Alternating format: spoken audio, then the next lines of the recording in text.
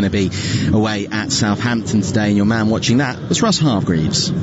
Southampton 0, Manchester City 1. City's first win in 3 Premier League games takes the former champions back up to 5th in the table. Frustratingly though, Pep Guardiola's men weren't made to work harder for it late on by a Southampton team who competed well throughout, but who never truthfully looked like scoring once their talismanic Danny Ings was forced off, that with another worrying injury in the first half. Raheem Sterling's 16th minute strike proved the difference, set up beautifully with a flowing one-touch move by Kevin De Bruyne and Bernardo Silva, and City could easily have had another, but Silva inexplicably tried to pass rather than shoot late on with the goal at his mercy, and Ilkay Gundogan was denied a second in 2 games by a superb fingertip save, that by Alex McCarthy sprawling in the Saints' goal. It is just a second defeat in 12 Premier League games for Ralph Hasenhüttl's side, and they missed the chance to go second in the standings, City now within a point of them, after a professional, if not exactly inspirational job as the rain tumbled down at St Mary's. Pep's boys now unbeaten in 8 in all competitions as it finished Southampton 0, Manchester City 1.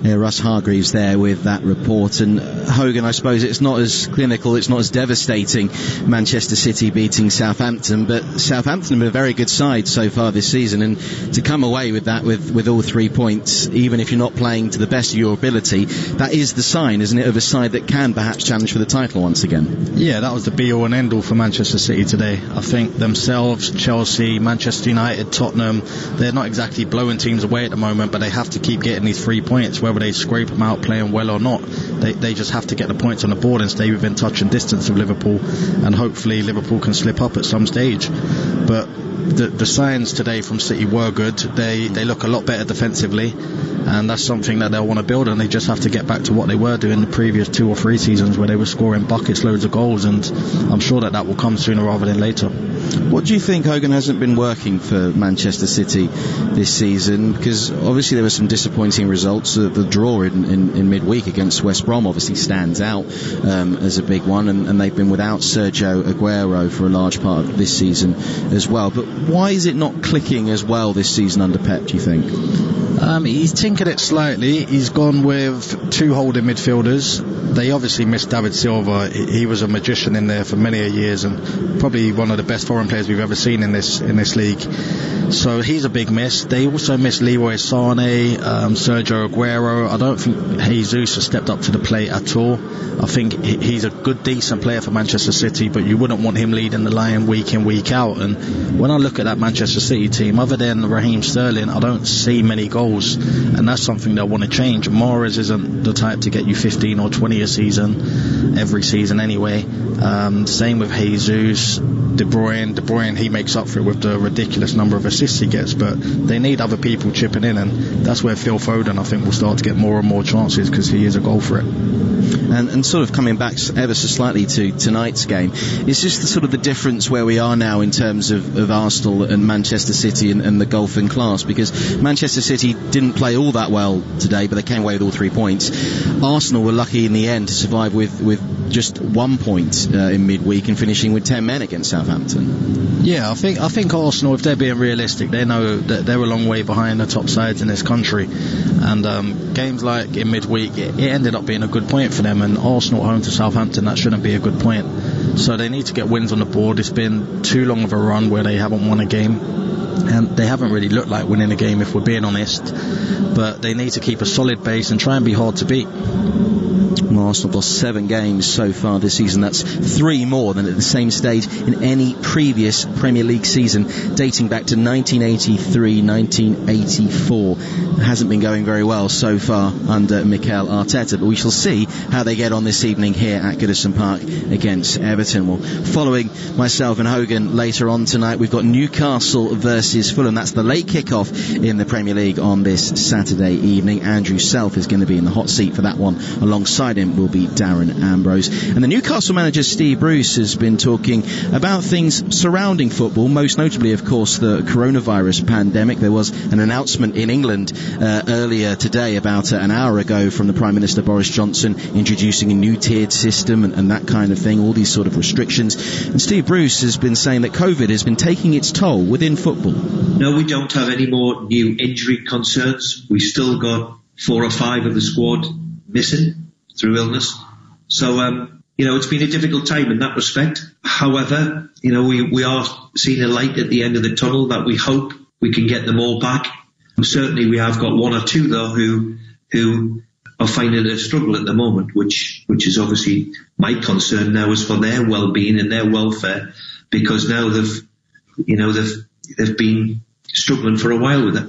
Well, Newcastle versus Fulham later on tonight with Andrew Self and Darren Ambrose in the hot seat for that one. We've got some big games, of course, coming up across this Premier League weekend, not least tonight's one, which is about 10 minutes away from kick-off between Everton and Arsenal. Tomorrow there are some very big games down at the wrong end of the table. Brighton Hove Albion taking on Sheffield United, Tottenham hosting Leicester City, Manchester United up against their old rival Leeds, and West Brom with their new manager in tow in Sam Allardyce taking on Aston Villa. It's obviously a very difficult period, Hogan, as we go towards the business end of the season, or the year, I should say, coming into the festive part, the Christmas end of the year. There's some big games coming up tomorrow. What do you think about West Brom just picking them out, bringing in Sam Allardyce? Because there was a few jokes going around with Arsenal about if Mikel Arteta starts to struggle, Big Sam could be on the phone and heading towards North London. But he takes over from Slavan Bilic there, and he's never been relegated when he's been managing in the Premier League. Do you think he's going to have enough ability, enough experience to keep the Baggies up? It'll be tough. Like you said, he has a great record, but I think he will need a little bit of money to spend in January. There will be tweaks to that squad that he'll want to make. Some of the players will fit into his style perfectly, and he has a template, Sam Allardyce, where he wants to keep clean sheets, don't lose possession in your own half, etc., etc. Set pieces is a massive thing, and that's something West Brom are going to have to build on, because the last few games they've looked decent defensively. When I watched them against Newcastle and then against especially Manchester City, they look well organised, and defensively they was in a good shape, but they're special players who I'd call Digne and Pereira. I'm not too sure how they'll fit in with Sam Allardyce. That'll be interesting to see, but they've probably got the best man for the job, even though I do think it was ridiculously harsh for them to let Bilic go. I'm sure Slaven Bilic will find himself another job in the world of football sometime soon. He's a very good coach, but Sam Allardyce, the man in charge at the Hawthorns. His first game tomorrow, it's a 7:15 kick-off here on TalkSport Live, and there is coverage of that game, West Bromwich Albion versus Aston Villa. Well, our attention turns back here to Goodison Park as Everton get ready to face Arsenal, and the two managers have been speaking ahead of the game. First, let's start with Carlo Ancelotti, but later on we'll hear from the under-pressure Arsenal boss, Mikel Arteta. No, we have progressed. The position in the table is good now compared when I arrived, but the season is started 2 months, 3 months ago, and 4 months ago. We need another 6 months to do well and to reach our target. That is to reach European position. Now we are there, but we have to do well for 6 months to be able to keep that position. It's going to feel really strange. It was my first experience in the Premier League as a player. A lot has happened since then, and as I said before, so grateful for the years that I had over there, and now a privilege to be going back to Goodison, representing Arsenal and being the manager. I don't have advice in this sense. I think that our job is difficult, complicated. There is pressure, but it is absolutely normal. And I think all the manager has pressure, because everyone has to reach the target, has to reach a goal. Arsenal maybe has a different goal from others' team, but I think it will be the same for every manager. So pressure is absolutely normal, and I don't need to give advice to Arteta in this sense. I haven't seen anything that goes against what we are trying to do, but it's like anything. This industry, you need results. But after a big shake-up, we need to find the stability. In order to do that, we need time. We all knew, at least the people that made the decision with me to start this new project, that this wasn't a quick fix, and it was going to take time. And when you are shaking things up things can take a while. Mikel Arteta there and Carlo Ancelotti speaking ahead of tonight's game between Everton and Arsenal here at Goodison Park, where 2,000 fans will be in attendance this evening. Hogan Ephraim is alongside me for tonight's match. And Hogan, how much is the home fans going to make such a change to Everton? I mean, we saw, of course, with some of the matches, not only midweek but also this weekend, how swiftly the tiers have changed in England, which meant, for instance, at Selhurst Park, there was no fans for that 7-0 drumming at the hands of Liverpool earlier today, but tonight there will be 2,000 Toffee supporters inside Goodison Park tonight roaring on Everton. Yeah, I think the Palace fans will be happy that they was at home today, but no, it does give you a boost. You've gone so long without playing in front of fans, so even though it's just 2,000 fans, it's going to be a big boost to the players, and it will energise them 1 or 2%, and that could be a huge difference in a game like this. Looking at the Everton lineup, 2 changes for them. Pickford and Tom Davies coming in at the expense of Allan and Olsen. As for Arsenal, turning our attention to them, they've also brought in David Luiz after Gabriel was sent off in midweek against Southampton. And the big news that Pierre-Emerick Aubameyang does not make the squad tonight. He is out with a calf injury, so Willian is back in the lineup. Just quickly, Hogan, what do you think of the changes and obviously the big loss of Pierre-Emerick Aubameyang, but Eddie Nketiah starting up front? Yeah, it is a big loss. It's amazing how niggles can keep you out when your team's struggling. I've seen it many a times when I've been in different sides, and it'll be interesting to see how Arsenal do today. And Nketiah's got a big job on his hands, and all the best to him. He's done well for the England under-21s, and he has to step up tonight. We'll be back in time for kick-off. You're listening to Premier League Live.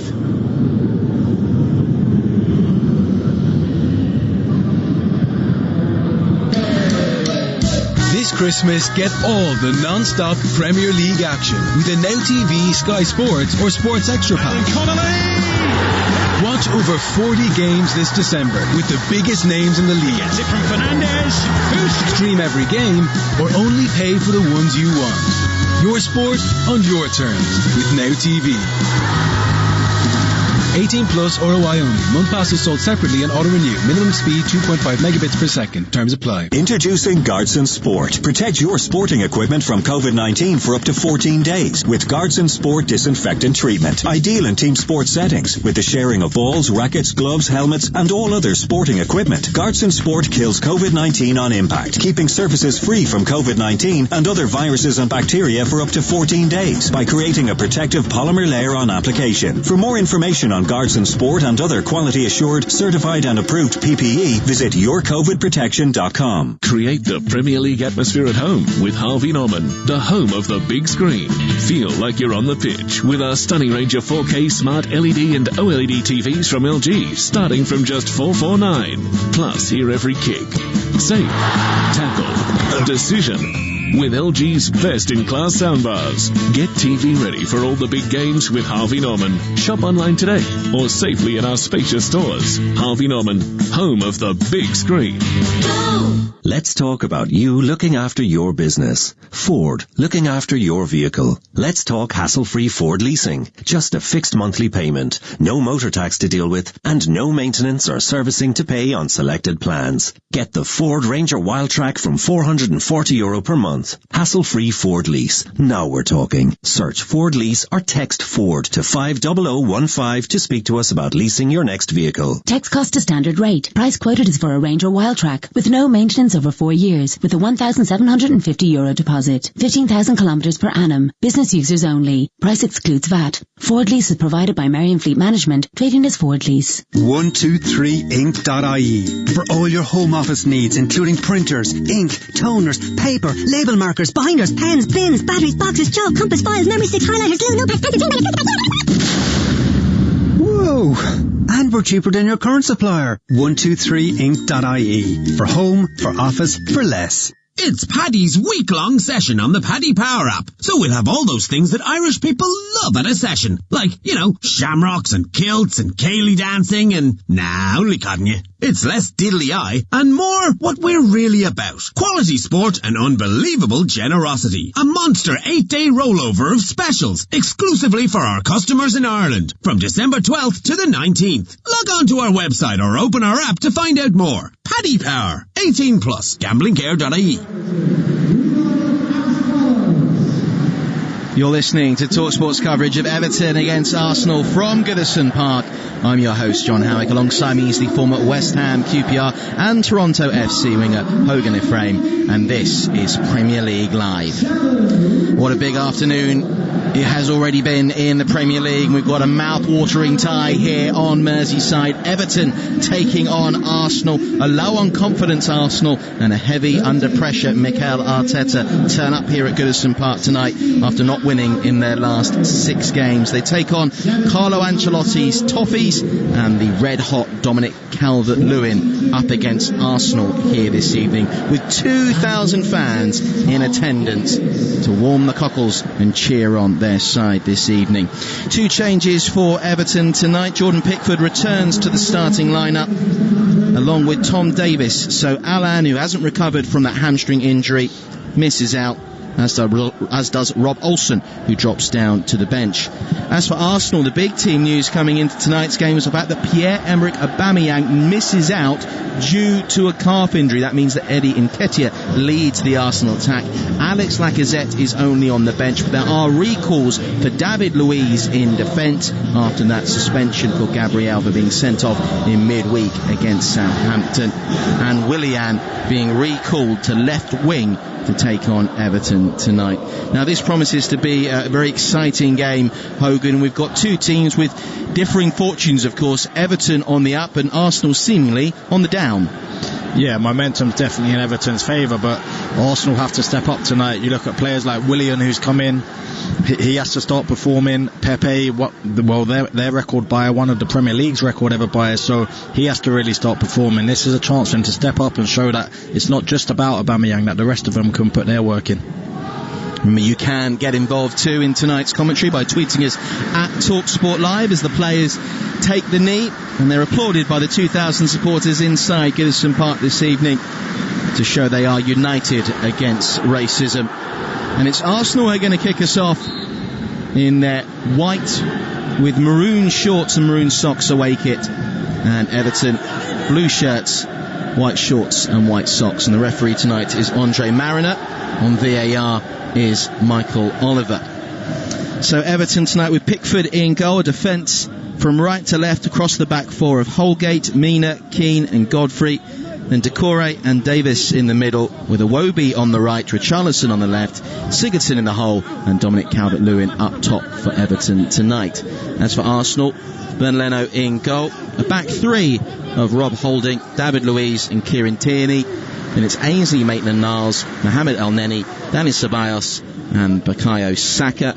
On the right, Nicola Pepe. On the left, Willian, and young Eddie Nketiah is charged with leading the line for Arsenal this evening, as the ball goes out for a throw-in on this near side for Everton, which is taken quickly and rolled back towards the feet of Michael Keane. And you can hear the noise already from the Everton supporters inside Goodison Park, trying to cheer them on after back-to-back wins in their previous 2 games, beating Chelsea and Leicester. Big scalps for Carlo Ancelotti, one against his former side. There's a fairly decent record as well against Arsenal, as it's rolled back to Jordan Pickford. Yeah, that's 2 very good wins that Everton have had in a row, clean sheets as well, which the manager will be very pleased with, and he'll want to continue that tonight. And if they can get a 3rd win out of 3, then it'll be a fantastic start to the Christmas period. With Chelsea and Everton, Carlo Ancelotti has managed to win 3 but lose 2. He's actually lost his last 3 matches though, but those were mostly in the Europa League when he was in charge of Napoli. Here is Gylfi Sigurdsson from the left flank with a cross from the edge of the box, which is overhit and goes behind. He brings his arm up to apologise. Didn't really find anyone in the box there. Early chance though for Everton, which leads to nothing.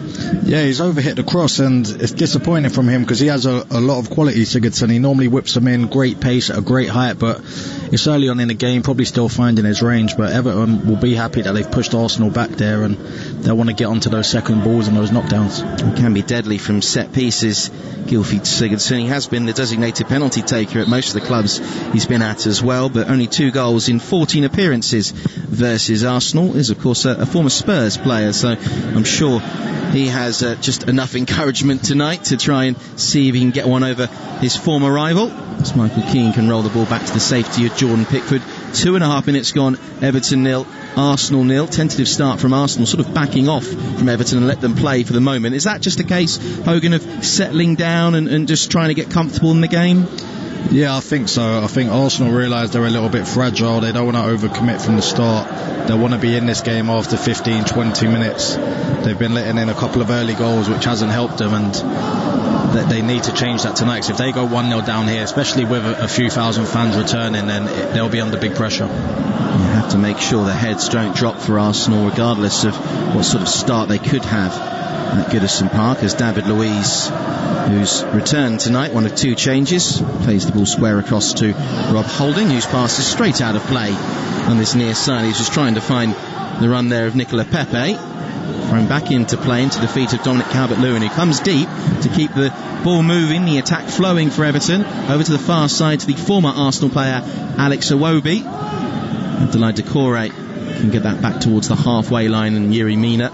Slow, patient play from Everton. They've been looking pretty good form recently this season, 5 points behind leaders Liverpool before their victory against Crystal Palace tonight, so they can get that back to 5 points if they do win here at Goodison Park against Arsenal. Holgate trying to bring the ball forward and work it into the feet of Doucoure.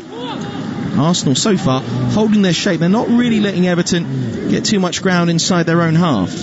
No, I think they are worried as well what Calvert-Lewin and Richarlison can do to the centre half, so they're probably protecting them, being a little bit cautious. I'm sure as the game goes on they'll start to open up a little bit more, but at the minute they'll be fairly satisfied that Everton are going side to side and having a lot of ball around the halfway line. Which is a low on confidence Arsenal side, no wins in their last 6 Premier League games, but that valuable point against Southampton in midweek.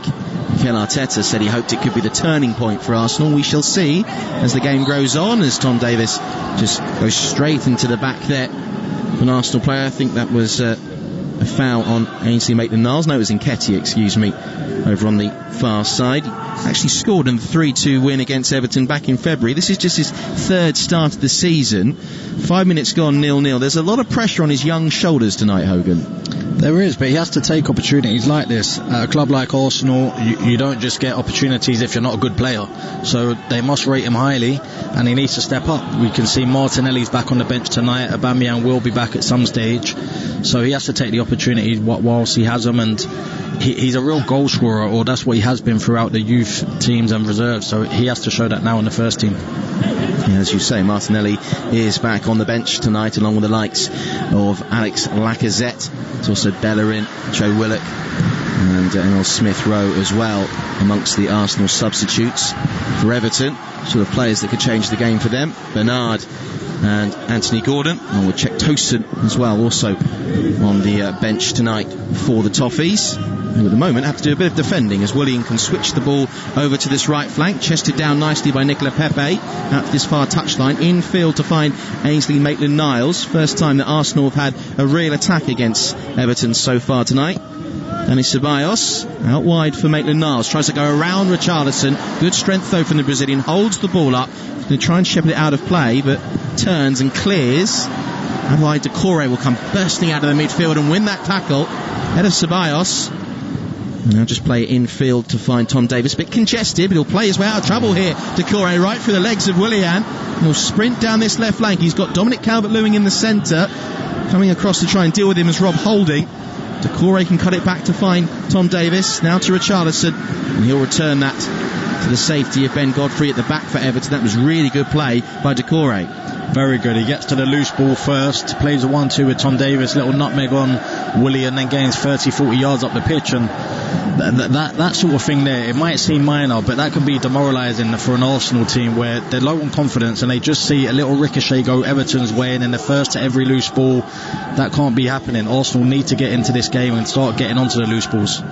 7 minutes gone, Everton 0, Arsenal 0. You can tweet into @TalkSportLive. Let me know where you're listening from tonight, and of course who you're supporting.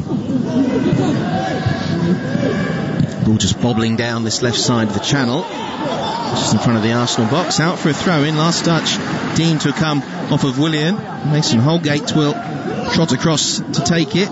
Scored his first Premier League goal in the 2-0 win against Leicester.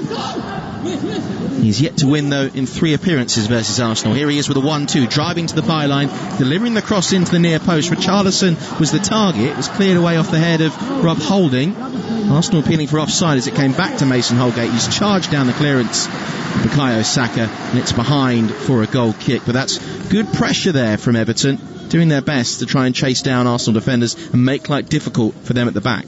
Yeah, and that's exactly what Carlo Ancelotti would have wanted. He knows that this Arsenal team isn't free-flowing or brimming with confidence at the moment, so don't let them settle into the game. Be on top of them, make it horrible for them. And Leno will play it out short from the back. Sam Comney tweeting into us. Thank you for the first tweet of the game so far. Sam says Arsenal will win this game. Listening to you live at the police hospital. I hope you're doing alright, Sam. So far, Arsenal are doing okay. 8.5 minutes into the match. 0-0. Sure, this is just what they would have wanted to come into this game. Keep things tight for the first 10, maybe 15 minutes. Long diagonal ball over the top by David Luiz, looking for the chase of Nicola Pepe, but it's an overhit pass and behind for a goal kick. Would that have been the game plan, Hogan? Come here, more importantly, don't concede in the early stages? Yeah, definitely. I think when they played Tottenham recently, and then in the game against Southampton as well, they're going behind early on, and a team which isn't scoring goals and isn't playing well, that's the last thing you need. So they have to stay in the game for as long as possible, at least get through the first 20 to 30 minutes and get a foothold in the game. And David Luiz's pass, yes, it was slightly overhit, but it was nice and positive, trying to get Pepe in behind, and that's what you want to see more from with Pepe. He loves coming to feet, but he's got electric pace, running behind and make life horrible for defenders. Maybe we'll see Arsenal be a little bit more direct. They do have a tendency to overpass the ball. They are the team that has had the second most passes leading up to a shot, around 51 passes on average per shot, which is a lot of build-up play. That's insane. It is, especially if we see, well, we just saw that defence-splitting pass by David Luiz. Sometimes all it takes is one killer ball. Doesn't take 51 passes all the time to have a shot on target. Yeah, no, it must be so frustrating to be one of the forward players if there's 51 passes. You're just moving side to side with the play, and you're running for no reason. And you stop gambling, you stop getting on the shoulder and trying to run in behind, because you know that they just like to overpass, and it's just so frustrating. At the moment, 0-0 after 10 minutes. Arsenal doing their job and keeping Everton largely at bay. It's the home side that has the majority of the possession. It's worked out to this left flank for Ben Godfrey, infield to Tom Davies. He's one of 2 changes for Carlo Ancelotti tonight, the other being in goal, with Olsen dropping down to the bench and Pickford back in between the sticks. Long ball up to the chest of Dominic Calvert-Lewin. He took it down well. There was 3 Arsenal defenders around him, though, so when he did take the touch, he did slightly lose his footing. He was actually surrounded by Gunners defenders. Yeah, but massive encouragement that for Everton. Mina just clips a ball into Calvert-Lewin, and he's pinned Rob Holding. Rob Holding couldn't move, and if he doesn't slip and lose his feet, then he can bring others into play. So he'll know just 10 minutes in he's already got Rob Holding exactly where he wants him, and they have to utilise the option. David Luiz working it out wide, trying to get Kieran Tierney involved. His pass was blocked by Mason Holgate. It's out for a throw-in on the far side. Quickly down to Bukayo Saka. Interception, though, by the head of Mohamed Elneny. Nice 1-2 in the midfield by Arsenal. Better football. Everton shedding the possession pretty heavily, 65% to 35%. Arsenal have been largely on the back foot. I'm sure they don't mind that for the time being. Nicola Pepe passing field trying to find Eddie Nketiah, but that was a really nice interception by Michael Keane. It's going to be an intriguing battle between those two. You've got the veteran defender up against the young, slightly inexperienced attacker. Yeah, but it was just so frustrating from Pepe there. He's one-on-one with Godfrey, who's usually a centre-back. Iwobi's cross is hit safely into the arms of Leno. Yeah, he's one-on-one with Godfrey, who's usually a centre-back. He has him out wide. There's a lot of space to run into. Godfrey's never going to catch Pepe in a million years. Just kick it past him and then get yourself into the box. Richarlison with a misplaced pass to the edge of the Arsenal penalty area, which allows the Gunners to recover here with Elneny and work it out wide to David Luiz to try and bring the ball forward. It's flowing locks. Once played under Carlo Ancelotti at Benfica when he was sold to Chelsea. It's through balls, managed to find the run of Nketiah. Will drive to the byline, get the ball back across goal. Intercepted by Michael Keane and out for a throw-in, but David Luiz seems to be leading that Arsenal attack from the back. He isn't afraid to get forward, David Luiz, and get himself involved, but certainly got Arsenal up the field very quickly. Definitely. Talking before the game, mentioning players with personality and character, he has that in abundance, and he looks like he's taking a mantle on today. Brilliant driving out from the back and a nice wrap ball into Nketiah's feet, and it was good to see that from David Luiz. 13 minutes gone, Everton 0, Arsenal 0. You're listening to live commentary here from Goodison Park with myself, John Howick, and Hogan Ephraim alongside me. All out for a throw-in on this near side. Last touch off of Richarlison. Thanks for your tweets already into @TalkSport Live. Kudos Otomosho. Good evening, guys. I see Arsenal winning by 2-1. Tweeting from Lagos in Nigeria. Michelle Paul listening to the game from Lake Michigan, rooting for Carlos Toffees. #Go Everton. As Dominic Calvert-Lewin is able to win possession and carry on. Gylfi Sigurdsson was taken out, but Everton decided to continue the attack. Sigurdsson stayed down, and they're passing it about as Sigurdsson slowly but surely brings himself back up to his feet. It's going to be okay to carry on, and Everton didn't put the ball out of play, so they've kept possession here. And Sigurdsson certainly a little bit worse for wear after that tackle, Hogan. Yeah, I'm guessing they see him go down in training very often and get straight back up, because they was in no hurry to kick the ball out of play. That was certainly a sign of, it's Gylfi again, we know he's okay. Here's Yerry Mina bringing the ball forward about 40 yards out, working it wide. Certainly isn't an awful lot of tempo to Everton's play. They are moving the ball around very nicely, but hasn't been much of an outlet so far. Dominic Calvert-Lewin has only had that one opportunity, and he was played in with a high ball to his chest, but no one really around him in support. It's Mason Holgate turning away from Willian and giving the ball into the middle for Tom Davies. And can bring it square to Michael Keane. 30 yards out, it's opened up, he's going to have a go, It is Michael Keane. It's just wide. Leno was scrambling across, diving to his right side. I'm not sure if he got a touch to it.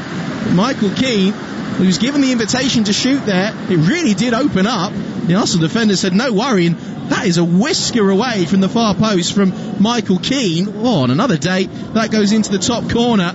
I'm sure the Arsenal defenders thought, well, the Everton centre-back probably can't put it in the top corner from that distance.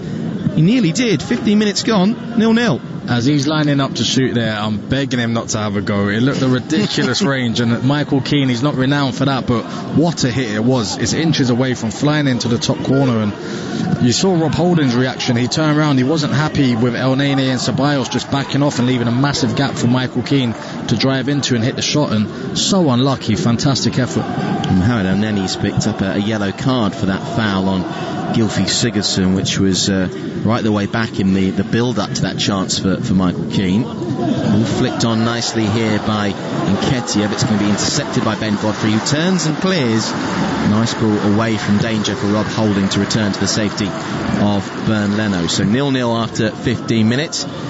Aussie AB has tweeted in, said, listening to the Everton-Arsenal game from New York City, stuck in bed with coronavirus, so I hope you do get better, AB. What a game fest. Here is a chance for Arsenal down the left flank in the final third. A high hang cross there by Kieran Tierney, and Jordan Pickford for the first time this evening called off his line to go and collect that ball, but that was slightly under-hit there by, or should I say over-hit by Kieran Tierney. Came right off the ball of his foot, straight up in the air, looping cross. He would have wanted that to be a much better effort, I'm sure, with the likes of Eddie Nketiah getting himself inside the box. Yeah, he's got his foot under it, put way too much height on it, and Nketiah's not going to be able to attack those balls. You need it a lot more flat. But Arsenal, at least they had a couple of nice build-ups down that left-hand side now, where they look a little bit threatening. Everton, of course, they've got the injuries at fullback, so they're basically playing with 4 centre-halves tonight. You've got Godfrey and Holgate, who aren't natural fullbacks. So Arsenal want to expose that and get 1v1 with them and try and take them on. There's no Luca Digne or Seamus Coleman for Everton tonight. Both are out injured. Godfrey's started his last 5 games for Everton. He drew 1 and lost 1 when with Norwich last season up against Arsenal. But so far, as you point out, Hogan, they've done pretty well with the likes of Holgate and Godfrey, centre-backs slotting in as full-backs respectively. Here's Nicola Pepe up against the aforementioned Ben Godfrey. Good tackle there by Tom Davies on the edge of the box, just waited and picked the ball nice and cleanly. Here's Gylfi Sigurdsson out wide to get Mason Holgate involved in the play. And they diffused Arsenal very quickly there, Everton. There still hasn't really been a quality Arsenal chance just yet after 17 and a half minutes. I do feel like this game needs a goal to sort of spring into life, but I suppose we can't expect it to be too open and too gung-ho, with Arsenal coming here with a slightly bruised ego, and Everton maybe a little bit cautious. They are off the back of 2 consecutive victories, but they themselves were on a small winless run before that. Yeah, I think for the neutral, you'd want Everton to get the first goal here, so Arsenal would have to come out a little bit more. Arsenal, they're camping in their own half. They're not pressing any of the back 4 of Everton when they have the ball, and I'm sure that if they did go a goal down, they'd start to go a bit more expansive, and it'd end up turning into a basketball game of sorts. But they'll be fairly happy at 0-0 to just keep their shape, be compact, make sure the spaces are nice and tight, and so far Arteta will be pleased. It lets you know what type of game we've had so far, when the best opportunity has been an effort from Michael Keane 30 yards out, as he gets it out wide here. Keane to find Godfrey midway inside the Arsenal half, but work back towards Keane on the halfway line. Arsenal certainly holding their shape very well when they go into fence. Certainly a lot deeper and a lot less exposed than they have been in previous weeks. And those 2,000 Everton fans, they have been in good voice, but I'm wondering at what point they start to get on the backs of the Everton players, because it's all well and good when it's at 0-0, but when you're at home, you're not really forcing the issue. They are inside the stadium tonight. I do wonder if they'll grow a little bit impatient with the home side. Yeah, possibly, and going back to the fullbacks, they play a big part in that. In the game nowadays, you need your fullbacks bombing on, and they haven't got that. So the forward players such as Iwobi, Richarlison, Sigurdsson, Calvert-Lewin, they're going to have less support than normal, but they have to make something happen off their own back. Nice work from David Luiz to bring the ball forward. David Luiz, though, unfortunately has lost all of his last 3 starts at Goodison Park. All of those have been with Chelsea, though. Mind, did beat Chelsea, Everton, of course, last weekend. Abdoulaye Doucoure trying to get it over to the left side with a crossfield pass, and he has got just enough pace on the ball to pick out Richarlison. Moving a bit of pace here and get those Everton fans out of their seats. Diagonal ball by Richarlison, headed on by Dominic Calvert-Lewin. Staying with him was Kieran Tierney, gets ahead of him, clears the ball only as far as Tom Davies, now to the edge of the box, 4 Arsenal players around him, works it out wide to Iwobi, slows things down, and Everton once again forced back towards the halfway line. There isn't a clear route of penetration. Michael Keane will come forward, this time he will loop the ball up, but it's far too close to Leno, an easy take for him. And so far Arsenal are doing just enough to frustrate Everton and make them play the pass perhaps they don't want to play. Yeah, you've hit the nail on the head there. They'll be delighted with Michael Keane pinging balls at the halfway line on his left foot. It's not exactly the biggest threat that Everton possess, but they need to get more tempo into their play, Everton. Arsenal getting into a really good shape, and if they are going to get through it and disrupt that shape, they have to play the ball quicker across the ground. Tweeting from Jonathan Hall, listening from Boston in the USA. Up the Toffees, go Everton. Thanks for that, Jonathan. You can tweet into @TalkSport Live as Tom Davies plays out through the middle of the midfield and finds Richarlison coming across the halfway line. A brace on his left wrist that was sustained in the 2-0 victory against Leicester, but Ancelotti says it's just a twist and he should be okay. Ball in here by Iwobi, and Dominic Calvert-Lewin with the header has found the back of the net. The man cannot stop scoring goals for Everton, and it's more misery for Mikel Arteta as the pressure begins to build on the Arsenal manager. Everton take the lead at Goodison Park from Dominic Calvert-Lewin. Oh, it's a terrible goal to give away for Arsenal as well. They've been decent the first 20 minutes in keeping tight, keeping their shape, but here it's just not good enough at all. And they have plenty of men behind the ball, so that's not an excuse.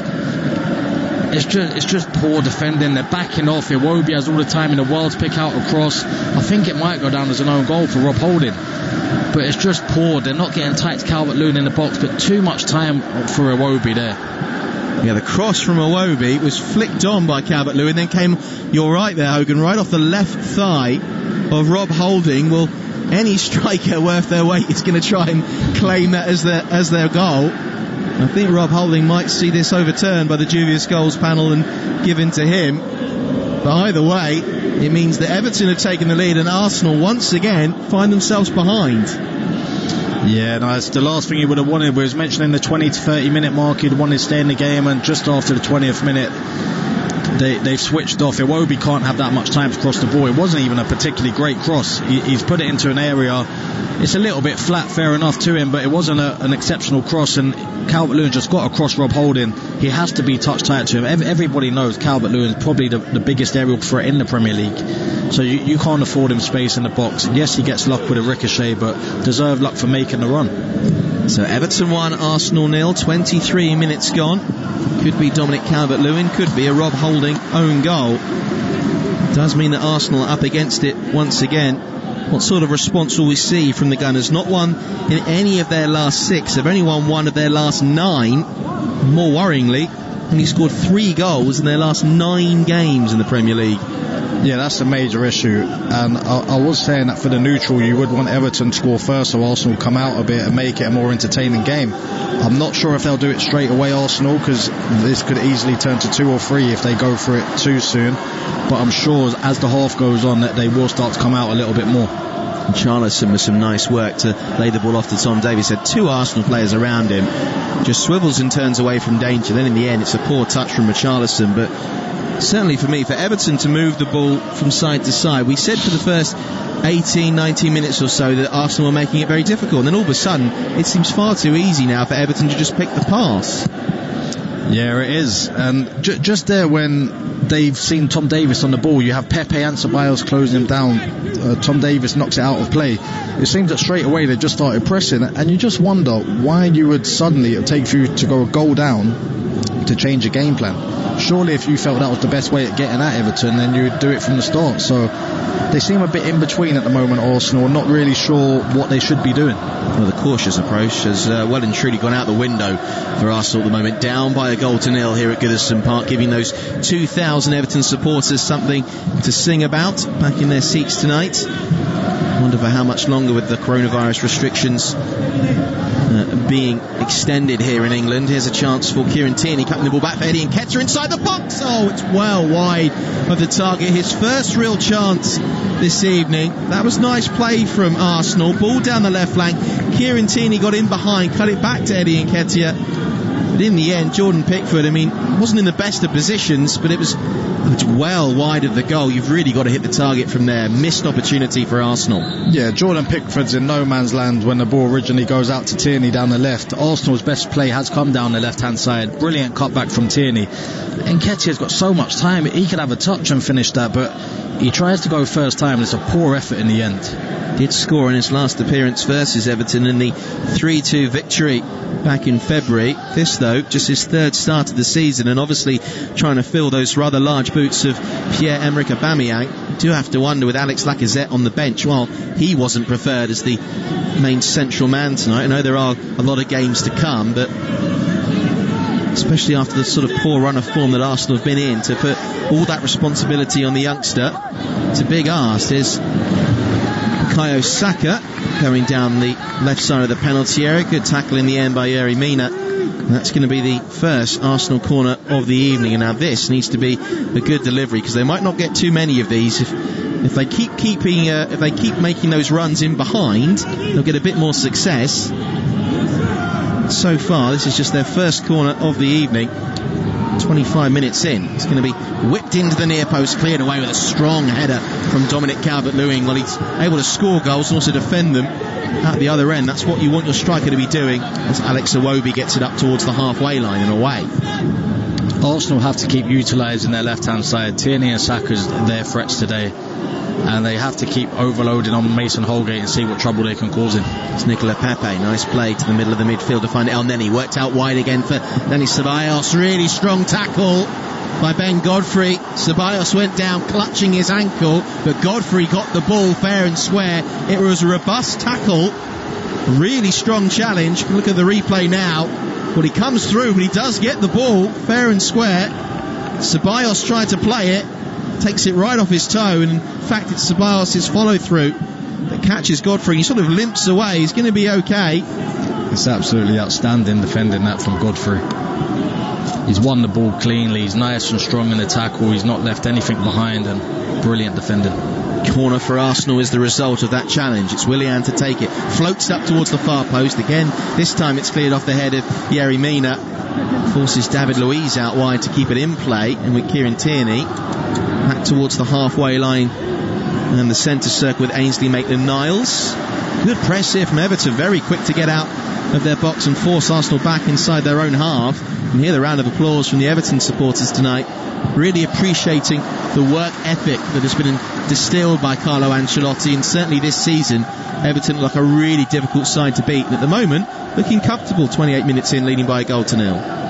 Yeah, they are. They'll be happy with how it's gone so far, but Mikel Arteta will also be happy with the last 6 or 7 minutes since they conceded the goal.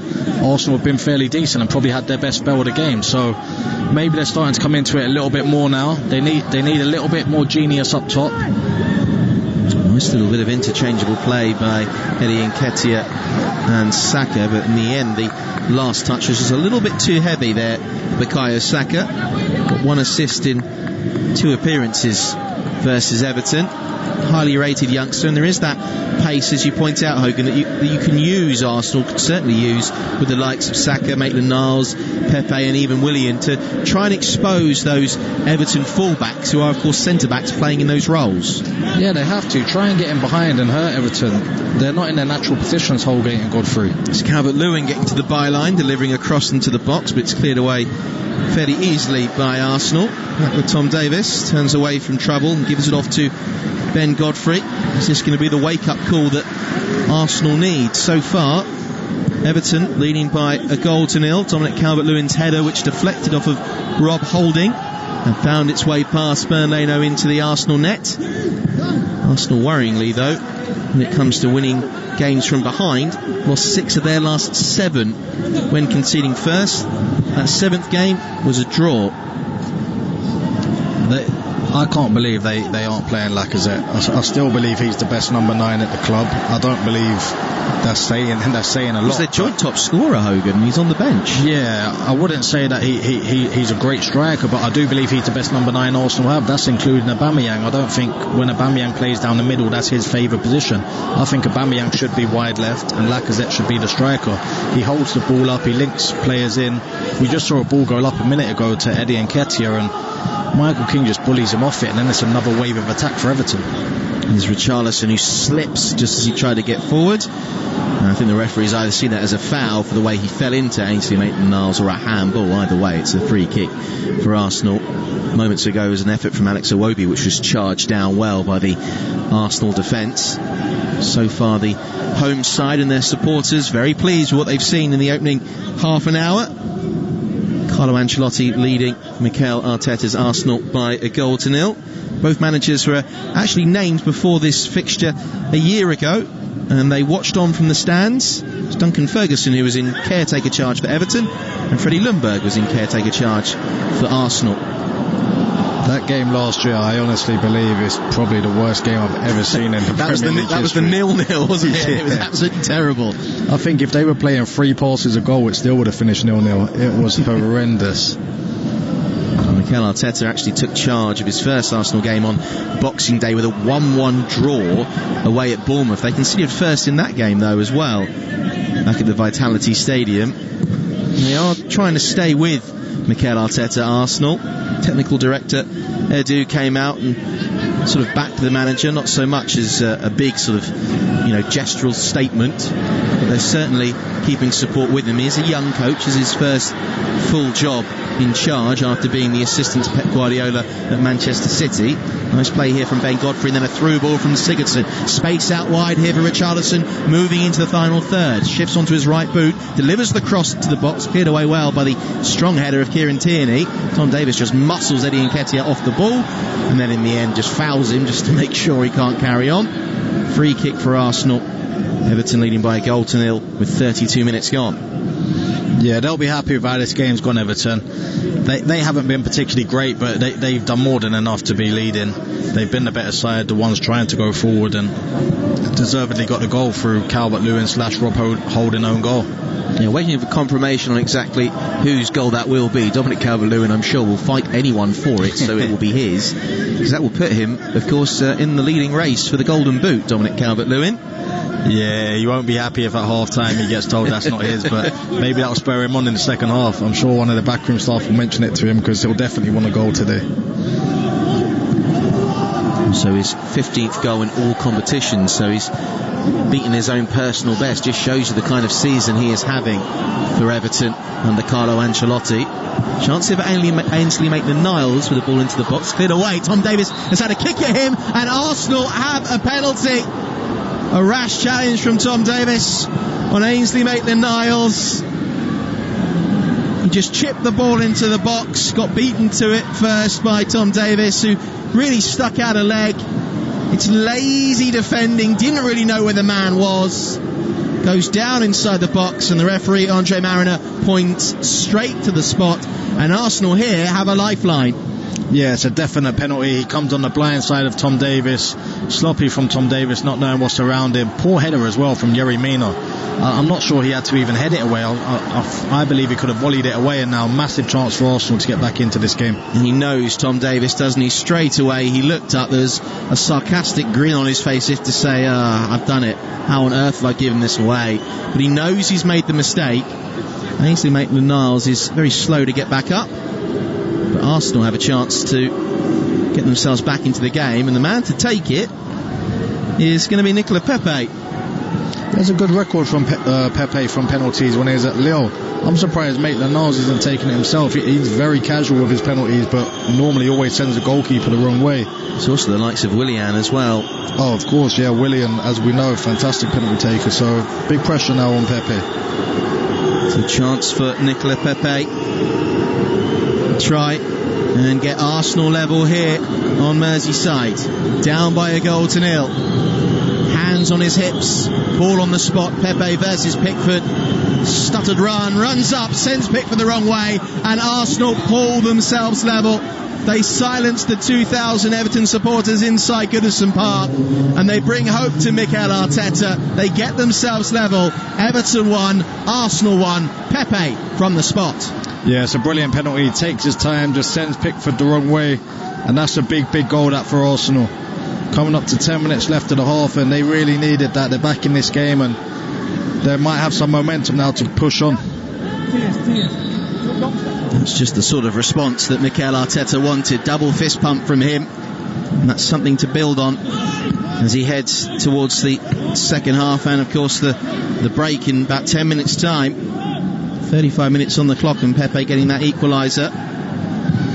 Sigurdsson out wide, and Everton's run of back-to-back clean sheets is gone.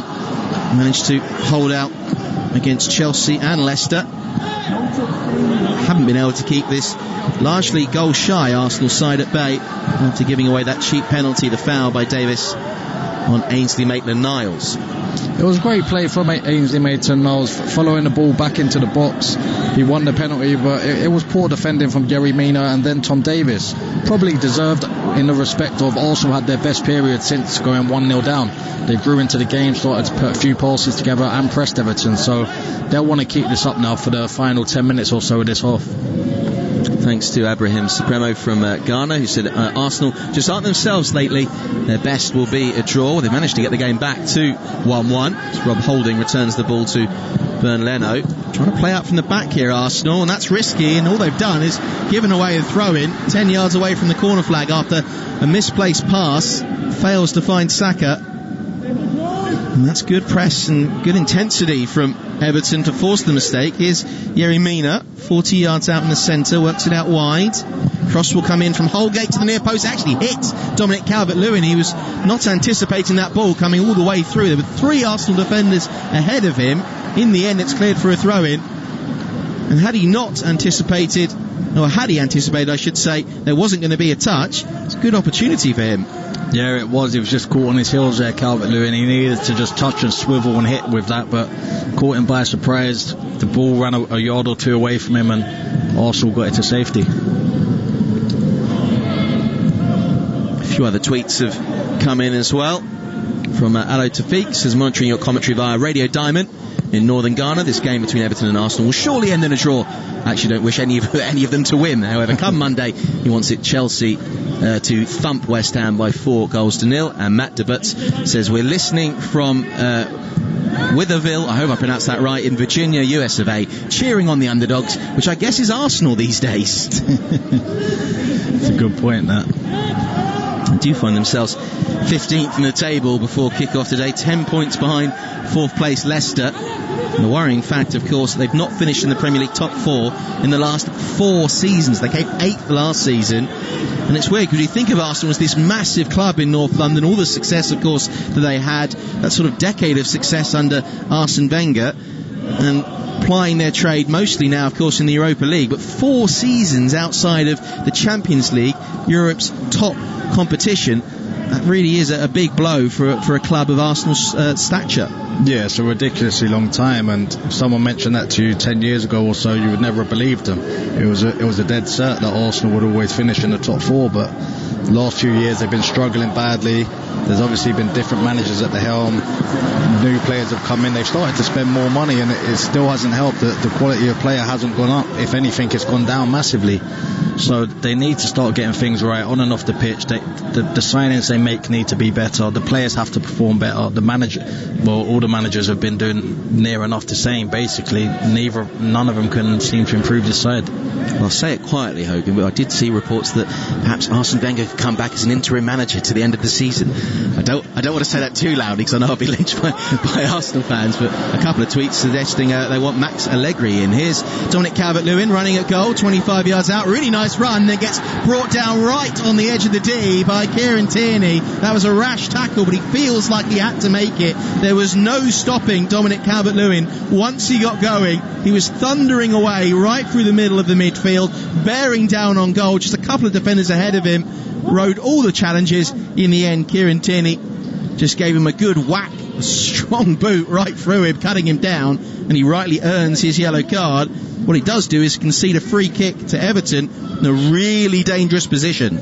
Yeah, it was brilliant play from Calvert-Lewin, and this sort of range, Sigurdsson, he's known for his free kick ability, so this is a big chance for Everton.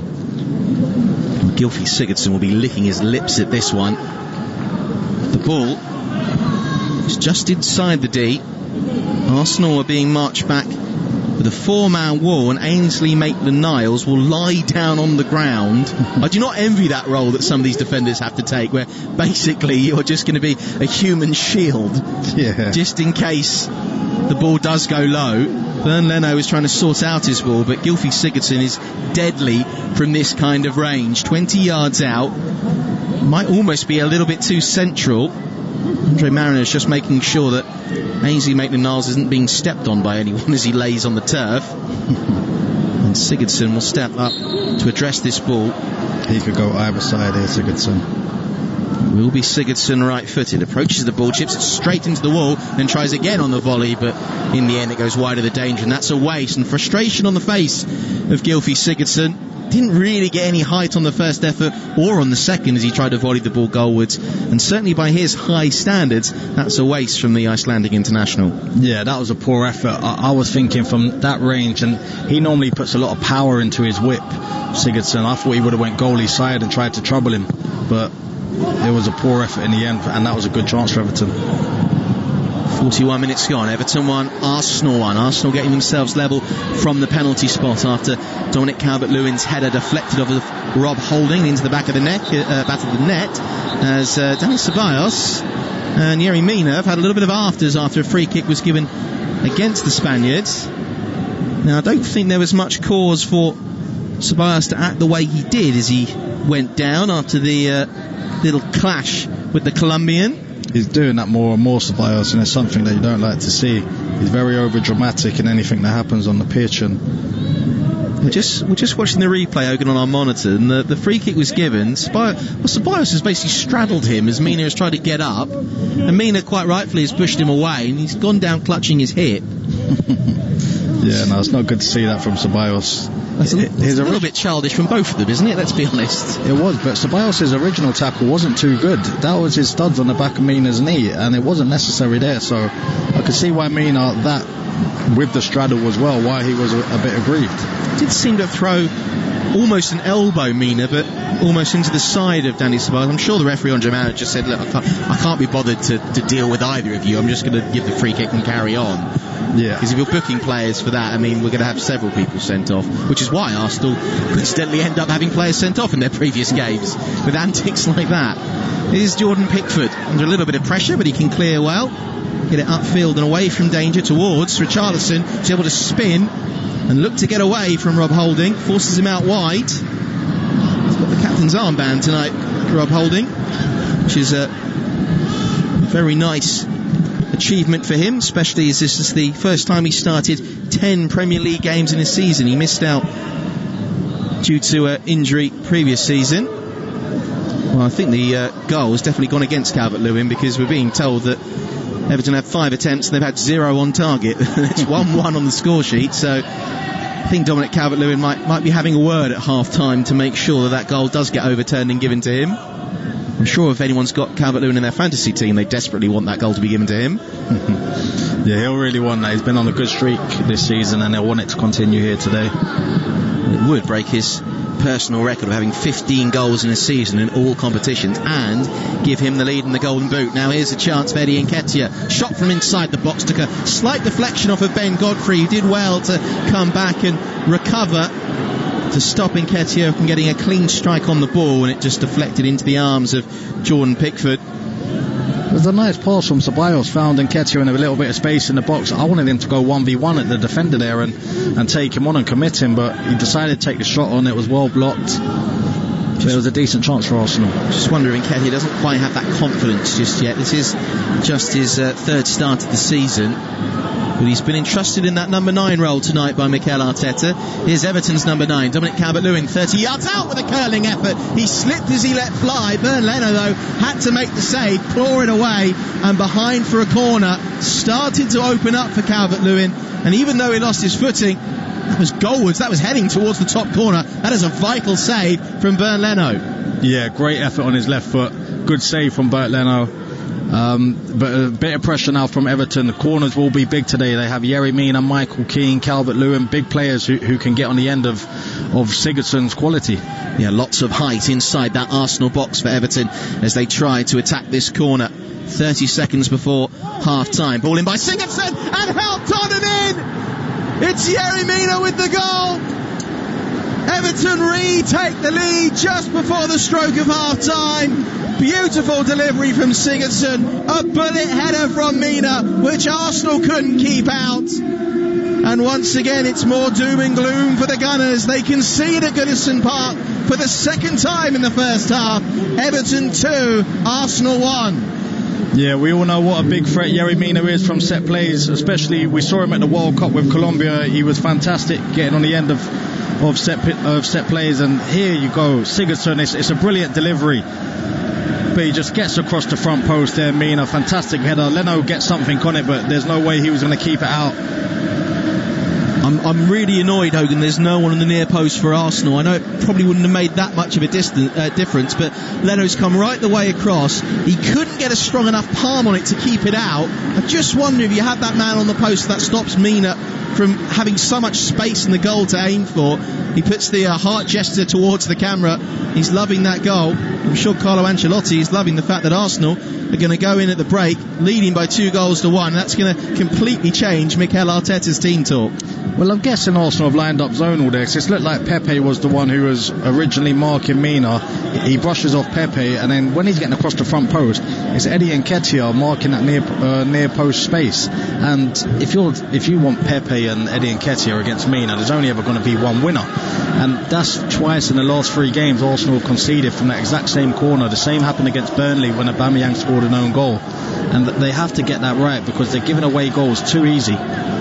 That's the thing, teams are definitely taking advantage of it. They're pointing out Arsenal's vulnerability, they're exposing them at set pieces, but there is the old adage, of course, that space can't score, but a man can. And on that occasion it was the man on the ball who clears the ball away, Mina, and it will be his last touch, which brings an end to this first half. It's his goal that has given Everton the lead once again here at Goodison Park after Dominic Calvert-Lewin's headed, deflected off of Rob Holding and into the back of the net. It was Arsenal who managed to get themselves level through the penalty spot after Tom Davies made a rash tackle on Ainsley Maitland-Niles. Nicola Pepe stepped up to make it 1-1. And then right before the half-time whistle, Sigurdsson's delivery from the corner, Mina with a bullet header, and it's Everton that lead Arsenal at the break by 2-1. And this is Premier League Live. The Premier League Live. Here's the shot away! Goal! With TalkSport. Demanding a high performance from your team? You should be demanding the same from your tyres. The Irish Tyre Industry Association is urging motorists to stay safe this winter and check the condition of your tyres. You could even be liable for a fine and 2 penalty points if found driving with tyres below the legal tread depth limit of 1.6 millimetres. ITIA expert technicians will carry out a free tyre safety check to ensure your tyres are safe and legal. Visit itia.ie to find your local expert. As Ireland's homegrown insurer, FPD knows it's empowering when someone has your back. So switch your van insurance to us and get up to 75% no-claim discount. Visit fpd.ie to request a quote. FPD Insurance. Support. It's what we do. Terms, conditions and underwriting criteria apply. 75% no-claims discount is based on proof of 5 years no-claims discount and available to new commercial motor customers only. FPD Insurance Group Limited, trading as FPD Insurance, is regulated by the Central Bank of Ireland. Commercial motor insurance is underwritten by FPD Insurance PLC. This is not the time for business as usual. It's time for effort and imagination. It's time to use technology to start your online plans. It's time to work from home to stay in touch. It's time to look to each other. Erscoa Kayla. Ireland is working online with help from Black Knight and .ie, because now we need better than business as usual. Call Black Knight on 059 918 3027 or visit blackknight.ie. Certainty. With Volkswagen commercial vehicles, it's included as standard. Quality, performance, reliability, and now with purchase contributions of up to €3,500 and service plans from $999. For vans and offers you can rely on, always. Contact your local Volkswagen commercial vehicles dealer or visit volkswagenvans.ie. T's and C's apply.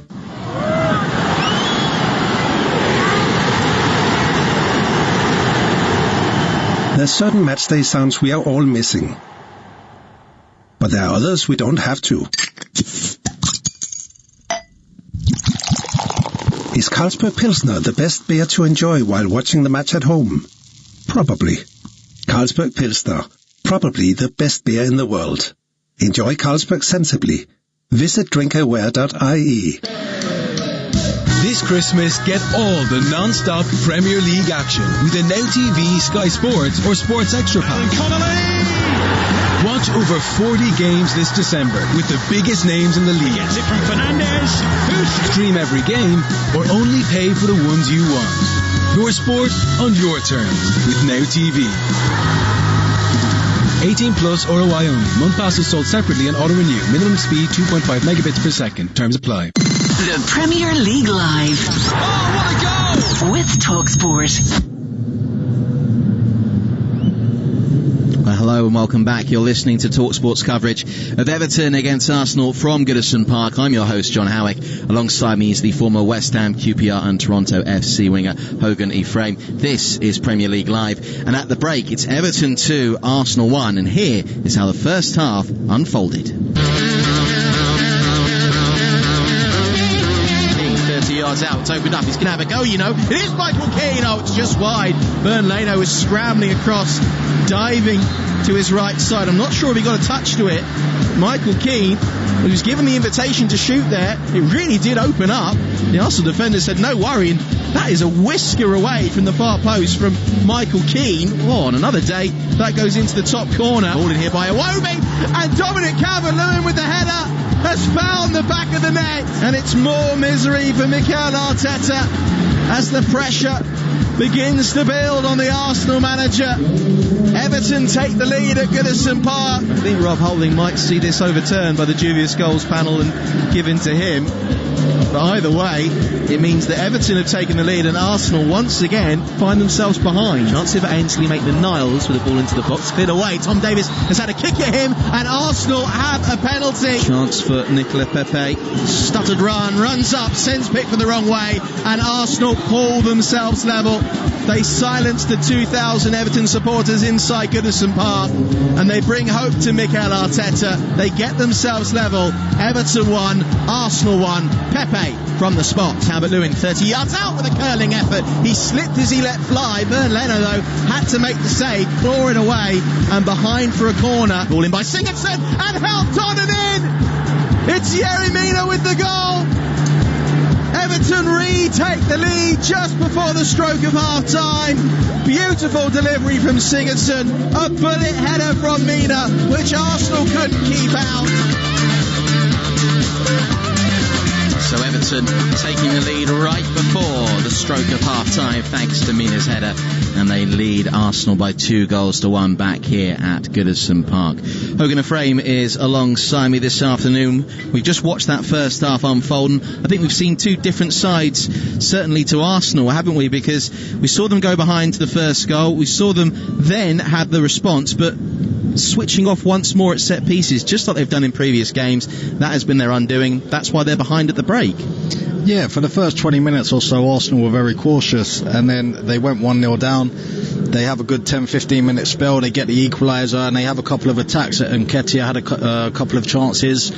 One was a very good chance, the other one he has to take Michael Keane on in the box, but he decides to shoot and that gets blocked. And then in set plays again, that near post space is something that these teams must see a weakness with at Arsenal. Burnley did it, and obviously it was an own goal from Aubameyang, but today Mina gets across the front, and if Mina, a big 6'4", 6'5" centre half, is getting across the front of Eddie Nketiah, there's something wrong in the setup that Arsenal have going on there. So that's something they'll have to change in the second half, because they've only conceded one corner, and it's the difference between the two teams at the minute, so they can't afford to concede many more. There's definitely something lacking from Arsenal, isn't there, in the first half. In patches they've started to get into the plays. You say you've got to see a little bit more from Eddie Nketiah. I do wonder how long before we see Alex Lacazette, because the fact that Pierre-Emerick Aubameyang is out tonight and isn't going to feature at all, not even in the squad due to a calf injury, and you've got the quality of Alex Lacazette sitting on the bench, I mean, it's mind-boggling, isn't it? Yeah, he would have started for me, Lacazette, all day long, and at worst he'll be on at half-time in my eyes, but they've gone with what they've gone for. Willian hasn't offered much, Pepe's not offered much. He obviously scored the penalty, which was good, and Nketiah's not really offered much either, and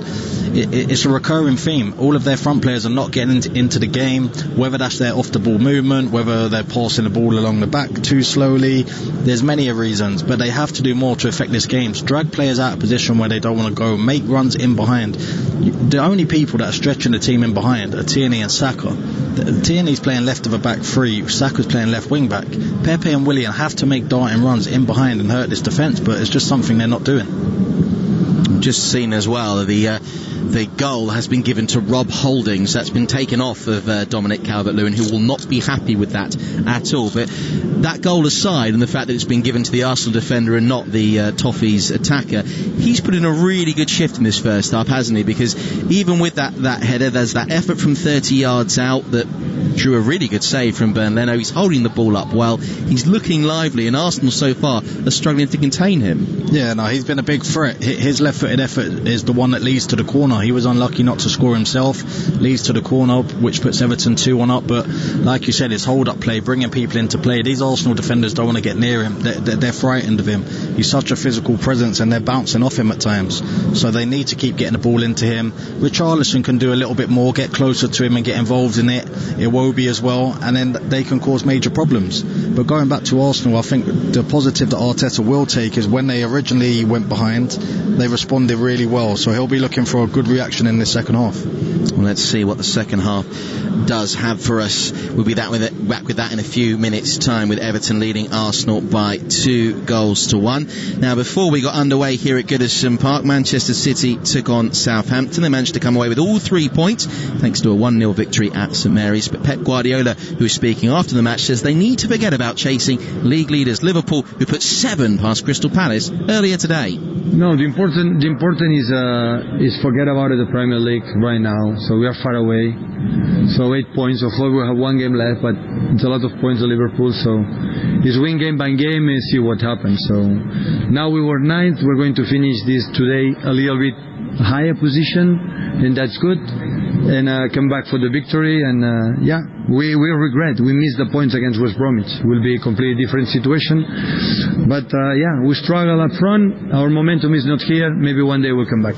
Well, the next game for Pep Guardiola is up against Mikel Arteta and Arsenal, of course, in the League Cup quarter-final in just a few days' time. And he says there, Hogan, he doesn't want to focus too much on the Premier League.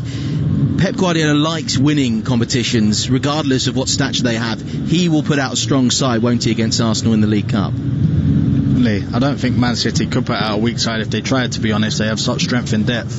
But that'll be a game where they'll want to go and win, get themselves into the semi-finals, and then keep ticking along in the league. They do have a nice fixture list coming up in the league where there's 5 or 6 games on the bounce where they would expect to win them, Manchester City, and that would really put them in a great position.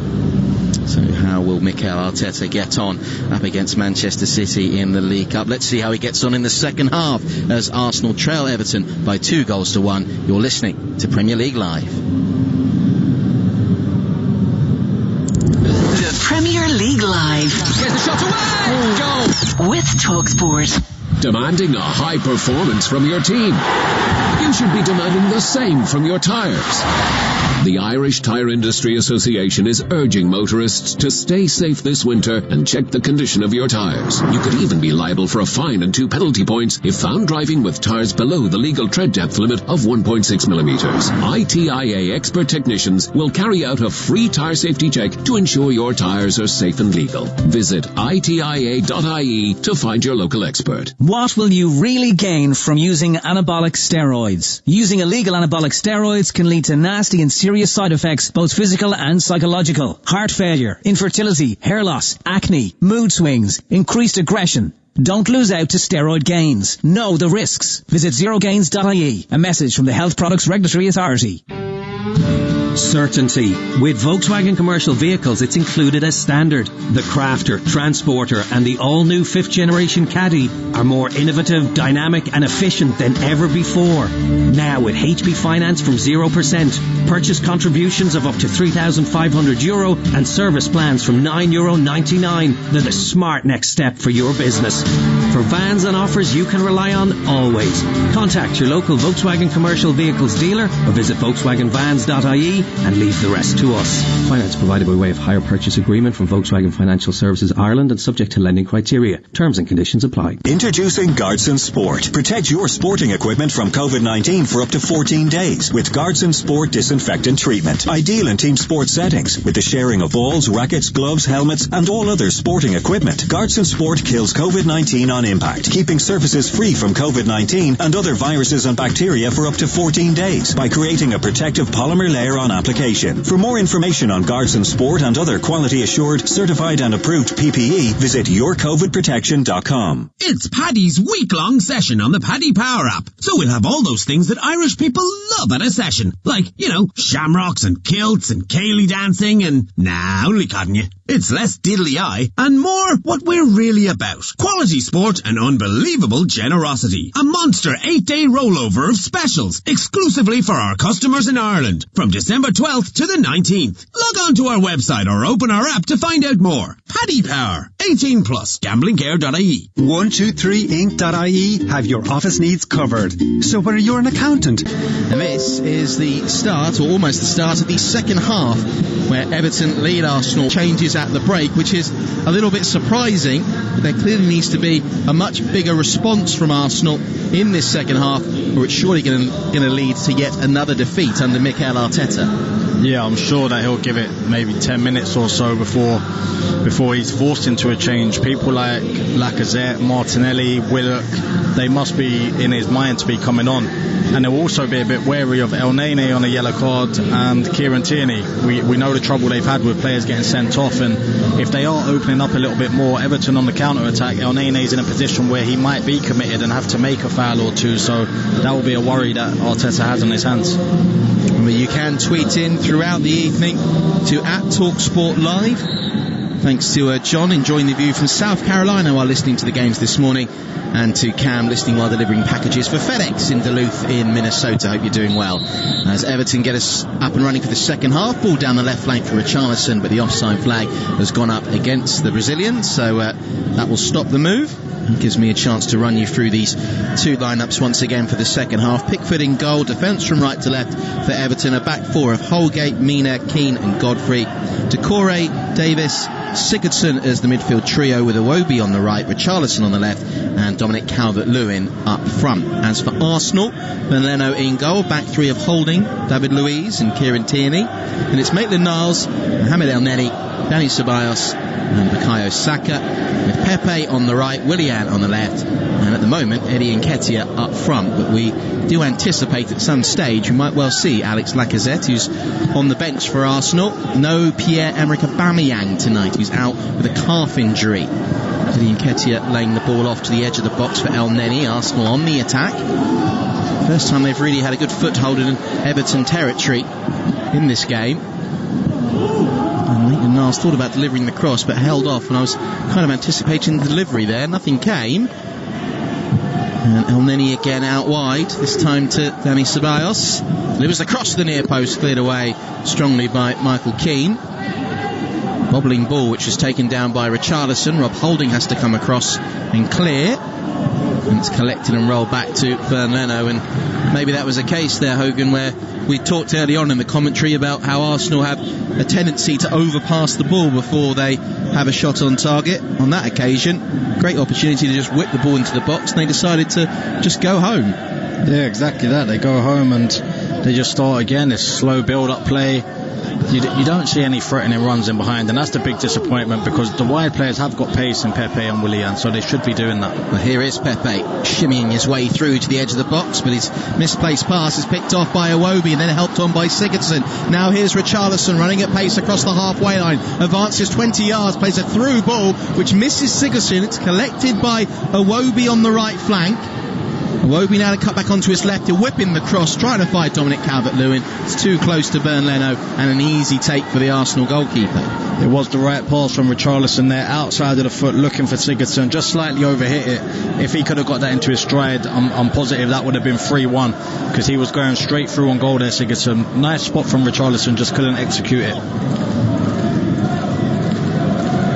48 minutes gone. Everton 2, Arsenal 1. Everton have won 6 of 7 Premier League matches when they score first this season. The only loss they've had was when they lost 3-1 to Manchester United back on the 7th of November. So they are normally good value once they take the lead. Here's Michael Keane, and just shepherds that ball out of play. A good sign of strength there up against Eddie Nketiah. I did say that would be an interesting battle between the experienced centre-back and the young Arsenal attacker. Michael Keane has not beaten Arsenal in 7 attempts with a mixture of Burnley and Everton, drawing 1 and losing 6. He's got a good chance of ending that duck tonight. Yeah, he'll be hoping so. He's had a good season on the whole, Michael Keane. Started really well, had a little dip, but now he's coming back into his own, and he'll want to keep these performances up. With the Euros at the end of the season, England aren't exactly blessed in the centre-half department, so it's a big chance for him this season. As a player, Hogan, do you remember little things like that I've not beaten this side in 7 or 8 games? I don't think there was too many teams I didn't beat in 7 or 8 games, to be fair. But sometimes there's certain grounds you go to. When I was at QPR, for example, we hadn't won away at Nottingham Forest in God knows how long. Here's a chance for Pepe coming to the byline, cutting it back. It's cleared away by Michael Keane. Just about kept in play beautifully by Richarlison. That's really good work to just turn the ball against the advancing Maitland-Niles and out for a goal kick. And all of a sudden Everton very quickly deal with the danger, but Richarlison is limping away, which is not a good sign for Carlo Ancelotti. He has got his wrist taped up, That was an injury he sustained in the midweek win over Leicester, but he moved rather gingerly back onto the field of play after winning his side the goal kick there. Yeah, it was great work right there from Richarlison. The back four will be delighted to see the forwards helping out like that. But yeah, like I was saying, when I was at QPR, I think the club went 30 odd years without winning away at Forest, and I don't think I ever won there as a player. I did later on in my career, and it's always something that when you go 1-0 down, subconsciously you start to think, oh, here we go again. So Michael Keane's in a nice position where he's leading this time, and that'll be a boost for him. Long ball up to Dominic Calvert-Lewin, who goes down under the presence of Rob Holding, but the referee Andre Mariner tells him to get up. I think Calvert-Lewin was looking for contact on that one and didn't really get it from Rob Holding, who stayed so close to Calvert-Lewin in the first half that his header deflected off of the Arsenal defender and into the back of the net. That's what gave Everton their original lead, which was reinstated after Yerry Mina's header from Sigurdsson's corner, and it is the Icelandic midfielder who wins back possession before it's cleared away from the Everton box towards the halfway line by Mason Holgate. There's certainly a lot of press in the Everton lineup at the moment, scrambling around, not really much of a formation, as Doucoure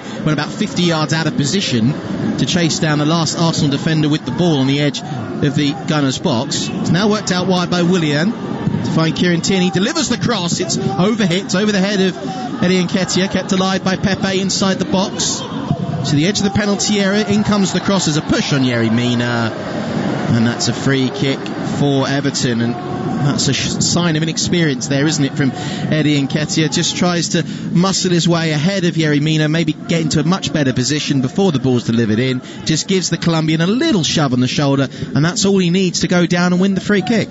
Yeah, Tierney's first cross in was a good one. It just missed Eddie Nketiah, but then when the next one comes in, it's schoolboy stuff there from Eddie Nketiah. Just relieves all the pressure by making the foul and letting Everton off the hook.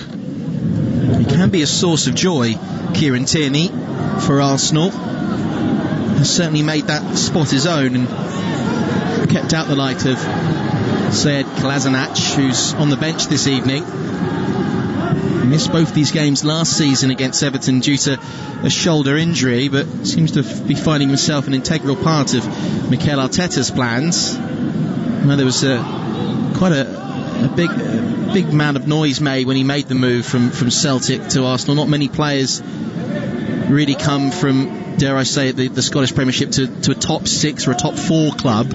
It was a big deal when he arrived with a fairly hefty price tag in North London. They've certainly got to get their fullbacks and that pace more involved tonight, Arsenal.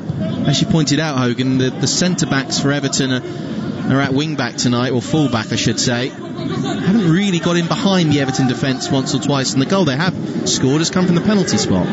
Yeah, exactly. You want to see more from him in open play. You want to see him overloading against Mason, Holgate and Ben Godfrey. And here is Willian to find Kieran Tierney. Now Saka inside the box. His shot is blocked well by Mina. Out wide again to Tierney. Moves inside the penalty area. Drives to the byline. And a sliding interception by Mason Holgate will turn the ball behind to concede the corner. But that's better from Arsenal. Starting to open up Everton. Certainly get a bit more width. Might have an issue here though with Bukayo Saka, who's limping away. But certainly getting the fullbacks more involved in the play is a recipe for success for Arsenal.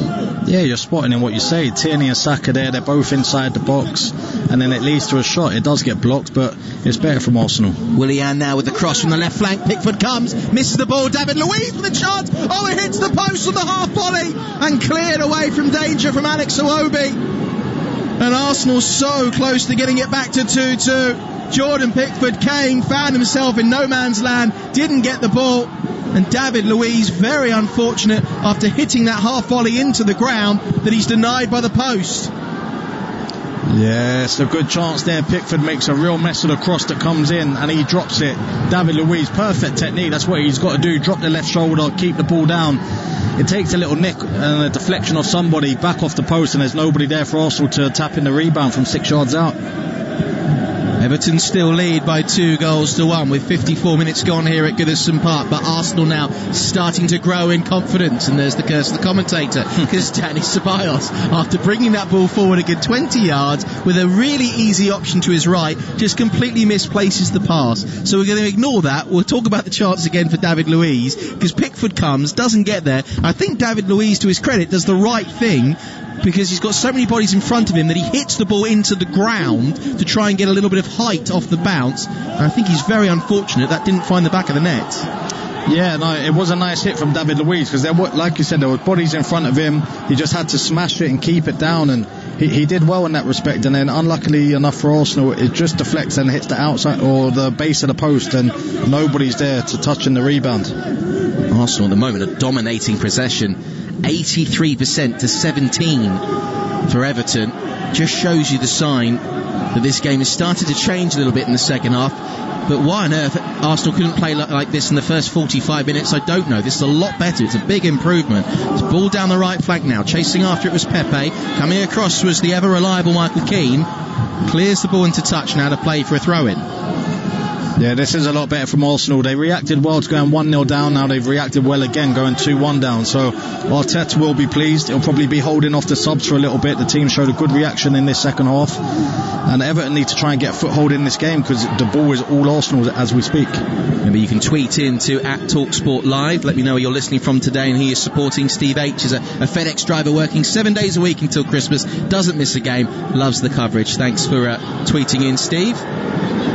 Here's Willian, 30 yards out in the centre, works the ball out wide for Kieran Tierney, getting a lot more joy Arsenal down the flanks. Ball into the box though is cleared away as he tried to find Ainsley Maitland-Niles. It'll break here for Elneny to try and recover under the presence of the chasing Gylfi Sigurdsson. Rob Holding comes forward, can get it out wide to Willian, 30 yards out, starts to open up for him, slips in Saka down the left, his cross, no one at the far post, cleared away off the head of Ben Godfrey, and then turned and volleyed away from danger by Richarlison, where it's held up beautifully by Dominic Calvert-Lewin, who eventually gets fouled from behind by Rob Holding. Did really good there, Dominic Calvert-Lewin, didn't have an awful lot of options around him, held the ball up well, drew the free kick. And that is exactly what you want from your centre forward. Oh, spot on. That's exactly what you want. Holding the ball up, winning that foul, relieving the pressure, gets your team 40, 50 yards up the pitch, and fantastic play there from Calvert-Lewin. Thanks to Kenneth Emmanuel. He's tweeted in to say, under Mikel Arteta, we've started well and gradually faded away. We're lacking direction. I think we're going to struggle and probably draw the game. Thanks for tweeting in, Kenneth. On ball forward is easily collected from the Everton free kick by Bernd Leno and rolled out. And Aya Harry says your guys are doing a great job. Thanks very much. My prediction is Arsenal will win against Everton tonight. That's from Aya in Port Harcourt in Nigeria. Thanks for tweeting in. Here's David Luiz on the ball just inside the Arsenal half. His chance hitting the post in this second half, but it is Everton who still lead Arsenal by 2-1 so far. Those fans inside Goodison Park have been a little bit quieter in this second half as Arsenal start to grow into this game. Dare I say it, start to get a little bit on top. Here's Elneny. Ball out wide here to find Maitland-Niles. Forced further to Pepe, taken off his toes by Tom Davies. Had to be really careful there, Tom Davies. Richarlison has then dived in on Dani Ceballos, and well, I think Richarlison, who's given away the free kick, he's complaining, but he's one to talk because it's the sort of dive that he would make if a challenge was come in. I mean, we're going to see on our monitor now if there was an awful lot of contact, but I think when it's Richarlison on Ceballos, I think you know one of them is going to go down regardless of who has the ball, to be honest. Surprised they both didn't end up going down. I did wonder, but Ceballos has managed to win his side a free kick. And this is something that Arsenal could really try and capitalise on. They've got Saka as the option for the left boot. You've got Willian with the right foot, and David Luiz has gone forward, as has Rob Holding. David Luiz towers across most of the Everton players. It's going to be fizzed in by Saka, but it's overhit, and in fact it's well wide of the target. And another waste through. I don't think Arsenal have really made the most of their set pieces so far this evening. Yeah, you're right. That's poor from Saka. That it was never threatening Pickford. He has to get that a lot more flat with players running across the goalkeeper, aiming for the back post. If anyone gets a touch, or even if it eludes everybody, it could end up going in the net, but it was a real waste. Thanks to Anthony in Nigeria, says he thinks Arteta's job is now on the line, and Everton is going to inflict yet another defeat to the Gunners tonight. Says he's enjoying the commentary. Thanks very much, Anthony. Your check's in the post. Ball's cleared away by Pickford. Up towards the halfway line, Richarlison gets knocked over there by Ainsley Maitland-Niles, and there we see the theatrics of Dani Ceballos, and then Richarlison, about a minute apart. Not an awful lot of contact, but it was going to be a free kick. And chance now, really, I would think, for Mikel Arteta on the hour mark to maybe make that change that Arsenal fans, I'm sure, will be screaming out for, to try and introduce Alex Lacazette, maybe even Martinelli. Yeah, you would think they won't be too far away now. Arsenal having a good little spell in the game, and maybe it's the right time to bring them on and really throw the kitchen sink at Everton and see if they can get a goal back. You do need to go down fighting, really, Arsenal. Try to keep a high line for this free kick, which is sent in by Sigurdsson, helped on by Keane's header. That's cleared away from danger in the end from Willian and out for a throw-in.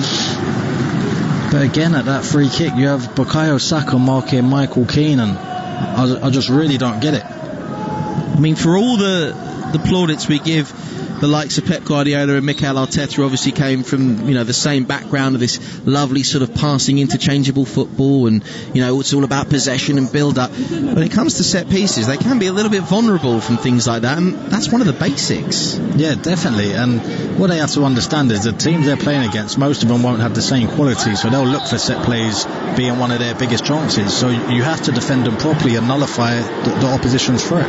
Free kick given away by Everton, which is why you can hear the 2,000 supporters inside Goodison Park booing. It's played back to the halfway line, and Dani Ceballos. And Ceballos can try and bring the ball forward for Arsenal, who trail by 2-1 with an hour gone here at Goodison Park. We're listening to Premier League Live. Myself, John Howick, and Hogan and Frame alongside me.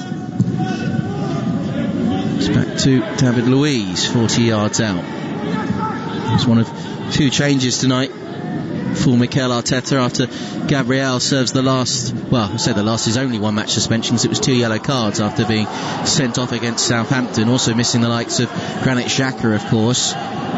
Here's Ben Godfrey on the charge now across the halfway line, going down the left flank. He's got the beating of pace. Bailey makes some Niles get the cross into the box. He was just behind Calvert-Lewin. It might be kept alive by Alex Iwobi on the far side. Iwobi with a couple of step-overs, trying to work his way around Kieran Tierney, who blocks the first initial cross, kept alive by Holgate, cut back to Doucoure on the edge of the penalty area. Sigurdsson takes up the ball, trots over to the right flank and gives it to Iwobi again, and this is better from Everton. Iwobi's delivery into the box, it was poor, but it was cleared away from danger from David Luiz, and so quickly Everton, as much as we've been saying that Arsenal should be using their fullbacks to get in behind, that was the surging pace of Ben Godfrey that caused all sorts of problem for Arsenal and Ainsley Maitland-Niles down the right. Yeah, no, great play there from Ben Godfrey, and to be fair to him, the last few games playing out of position, he's done really well, and I thought he was the shining light in that Norwich team last season. So I'm glad to see him doing well, and that was a great burst of pace from him, and if he can offer that a few more times, then it'll be a big plus for Everton. And you can tweet into @TalkSport Live, just like Okoli has done. At this rate, Arsenal might end up finishing in the bottom half of the table. Well, they're actually closer to the relegation zone. They are the Europa League and top 4 places. So certainly with this topsy-turvy season and the fact that some grounds won't allow fans in, we wouldn't say never. I mean, we would obviously suggest that the Arsenal squad is too good to go down, but as we've seen in the past with the Premier League, they don't care what sort of quality you have in your squad. If you don't pick up the results, you will struggle. Here is Richarlison latching onto the flicked header from Dominic Calvert-Lewin, gets inside the box, cuts it back for Iwobi, almost on the penalty spot, but it was cleared away at the last moment in the end by Elneny. Did really well to come back and snuff out the danger. It's Calvert-Lewin's flick on to release Richarlison, getting in behind, the pace exposing Arsenal defence. In fact, it was Kieran Tierney coming back at the last moment to knock that ball away from danger, and Arsenal are living life very dangerously here. Yeah, it was a great leap from Calvert-Lewin. Richarlison's waiting for the contact from Maitland-Niles, and he would have been down for a penalty there. Nice cut back, but just couldn't find Alex Iwobi.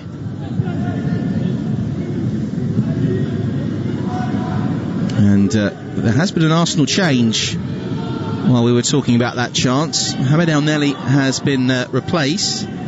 Wasn't a yellow card, Elneny. And Joe Willock has come on Still surprised that Alex Lacazette's on the bench, to be honest. Is Sigurdsson 30 yards out in the centre, being encouraged to shoot by the 2,000 supporters inside Goodison Park tonight. No doubt beaming with smiles on their faces from this performance so far, all thanks to the scoreline. Iwobi's crossed into the box. It's looped up in the air off David Luiz, but safely taken in the end by Leno. And the confirmation that Joe Willock has come on. Bit of a surprise, I would say, Hogan, to see him come on at this stage, but maybe Mikel Arteta is entrusting in youth and Eddie Nketiah up front. Yeah, I think the Elneny one he was always going to take off on a yellow card. You just can't run the risk where their disciplinary record's been so bad. But Nketiah still staying on after 65 minutes. There's a lot of trust from the manager, but I'm surprised. I thought Martinelli or Lacazette would have been introduced by now. I think Arsenal, they have to try and take something from this game. Yes, they're showing a little bit more heart than they have in recent weeks, but they have to try and get some points on the board. 65 minutes gone. Arsenal still trail Everton by 2-1 here inside Goodison Park as Ben Godfrey comes across with a sliding tackle and knocks the ball out of play for a throw-in on the far side for Arsenal. Ainsley Maitland-Niles, the man who won Arsenal the penalty, will take the throw. It's eventually looped away from danger by Richarlison and upfield towards Rob Holding, almost in the right-back position. Now square here to Dani Ceballos. And forward again to be brought away by Joe Willock. Second half substitute introduced to the action. Kieran Tierney infield to Willian on the left flank. Now to Dani Ceballos. Sprays the ball out to the right flank for Pepe. Chests it down inside the box. Appeals for handball, but it was nowhere near his arm. He has, however, managed to win his side a corner. He might be given offside, I think, in fact. It's a bit surprised there, Pepe. That was a very late flag, just as Arsenal was starting to get going again. And that's what we haven't seen enough of, I don't think, from this Arsenal side. Dani Ceballos spraying the passes from the middle of the midfield out to the right flank or out to the left flank. He's got to start becoming that playmaker that Arsenal need, because there has been a lack of creativity in the midfield. I think that's why Mikel Arteta has brought on the likes of Joe Willock. Yeah, there is a massive lack of creativity, but I also think sometimes a forwards run can make the midfielder make a pass, and the way these Arsenal players run off the ball, it wouldn't encourage me as a midfield player to try and find a pass. You just don't believe in their runs. They just want everything to feet, and they just stand there, and they're more reactive than proactive, and you can't have that. Here's Mina mopping up a loose pass from Kieran Tierney. Back to Doucoure and return to the safety of Jordan Pickford, who's being chased down by Eddie Nketiah. Certainly had a bit more pace to his play there, Nketiah. I wonder if he knows that there's a chance he'll be replaced soon. There's no other Arsenal subs that are warming up at the moment, as both managers are on the edge of their technical areas. This was the game a year ago that they were both announced in charge of these clubs, and they both watched on from the stands with an awful 0-0. Certainly been a lot more entertaining this evening, as Ceballos' pass is cut out well by Ben Godfrey in the left back position, and Richarlison can win a throw in inside his midway inside his own half. Out for throw on the far side. So Everton leading Arsenal by 2-1. Thank you for your tweets to @TalkSportLive. Keith Life is tweeted in, says, watching from the bar with the earbuds in, giving me commentary from you guys. Can I get the football gods to smile on Arsenal, please? There are a few players that should be here with me in Miami while they play in the MLS for Beckham's team. Patrick Terry's tweeted in saying, listen to the game on the way to play disc golf in Raleigh, North Carolina. And Great Gatsby says, hey you guys, doing a great job, thanks very much. I think there is no way back for Arteta, sack him now. That's from Great Gatsby's listening in Port Harcourt in Nigeria. Here's a shot from distance from Pepe from 30 yards out. It's absolutely awful, so we're not going to talk about that at all, Hogan. I mean, already the Arsenal fans starting to clamour on social media about Mikel Arteta. He's got a very difficult game coming up following this match if he can't get a result against Manchester City, and then Chelsea on Boxing Day. But they have to stick by him, don't they? Because, I mean, this is surely just it's a problem with the Arsenal players. It's not really a problem with the Arsenal management. I'm never in favour of any manager losing their job, but if Arteta was to lose his job to say tonight after today's game, then I couldn't say it hasn't been coming. So you wouldn't be surprised? No, I wouldn't be surprised at all. I think, yes, the Arsenal players aren't good enough, but I don't think he does much to help them. He must be telling these players that they have to run in behind. I saw Ceballos just articulating to Pepe a few moments ago. Pepe standing in a half and half position. He doesn't really want the ball, and it gives Ceballos a hard pass to play, and the players have to step up. Of course they do, but when you see this Arsenal team, I think every single player has probably deteriorated. Then you get a bit worried and you start to say, is it on the manager? Here's Willock, 20 yards out, just tried to turn on the ball but actually slipped and presented too much of it to Gylfi Sigurdsson. Now we see Danny Ceballos tries to tackle Richarlison and he just fell to the deck. And now, well, we are going to see a change for Arsenal. We are going to see the introduction of Gabriel Martinelli, but still no sign of Alex Lacazette, which is ponderous when you're down by 2-1 with 20 minutes to go away from home. Yeah, I think if Lacazette's looking at this, basically that's the writing on the wall for him and this manager. If he can't be trusted now when Aubameyang's out and they need a goal, Martinelli's coming back from 6-7 months out injured, then you've got to know that you're not really in this manager's plans. Big surprise, really, especially when we saw that there was no Pierre-Emerick Aubameyang in the squad. Yeah, he's been out since sustaining a knee injury in training on the 21st of June, Gabriel Martinelli. He's been back in full training since then. He actually played 45 minutes in a Arsenal under-21 game against AFC Wimbledon about 10 days ago. He's going to come on and get 20 minutes here as Nicola Pepe makes a tackle on Ben Godfrey from behind. You could hear the scream from Godfrey, and the referee has given that as a free kick. And now we will see the introduction of Gabriel Martinelli. And it's the goal scorer for Arsenal, Pepe, from the penalty spot, who did get them level briefly in the first half. He's going to be replaced by Gabriel Martinelli, and there's a lot of youth out there for Arsenal in this attack, but there's still no sign of Alex Lacazette, and as Hogan and Frame suggests, it could be writing on the wall for the Arsenal striker, because down by 2-1, 20 minutes to go, and one of your most experienced and your joint top scorer of the season is still not out there. Sigurdsson will take the free kick for Everton. He'll float it towards the edge of the box. Keane will give chase. It goes over his shoulder. He runs after the ball, does really well to keep that in play it off Martinelli and win the throw-in for Everton. He has been outstanding so far tonight. Michael Keane really put a shift in, mostly at the back, but even then, joining the Everton attack, he still offers so much for them. Yeah, no, he's had a very good game, Michael Keane. He'll want to see it out for the final 20 minutes and hope that they get the 3 points, but I wasn't surprised at all with Pepe being the one brought off. He's so underwhelming. I don't think the body language with his off-the-ball runs is good enough. He doesn't encourage midfielders to play a threatening pass, and he's running out of chances for me, Nicolas Pepe. He's cost 72 million and he has to do a lot better than what he's done so far. Calvert-Lewin with a cross to the near post, which is an easy take in the end by Leno, but Arsenal was sloppy at the back there. They had several opportunities to clear their lines. They failed to do so, and Everton almost punished them there. Unfortunately, that chance was just snaffled up by Leno. It's amazing, really, to think the money that was spent on Nicolas Pepe, £72 million to bring him into Arsenal. He does score from the penalty spot, but the argument was that he scored an awful lot of penalties in France, and that sort of made his stats look a lot better than they really were when they paid that hefty fee. I wouldn't say it hasn't, he's not exactly been a bust, but for that price tag, you should be, quite rightly, I think, expecting a lot more from him. Oh, most definitely. I'll take all the Arsenal attackers above him, if I'm being honest. I think he's been really poor since he's came into Arsenal. I don't see what he offers, and I would have loved to have seen the games, 90-minute games when he was at Lille, and what Arsenal was scouting to convince them to pay 72 million, because I haven't seen anything in the 18 months he's been in England. I wonder if Edu's searching around for the receipt anytime soon. Here's Ainsley Maitland-Niles getting it out wide to Bukayo Saka to find Denis Ceballos running forward inside the box.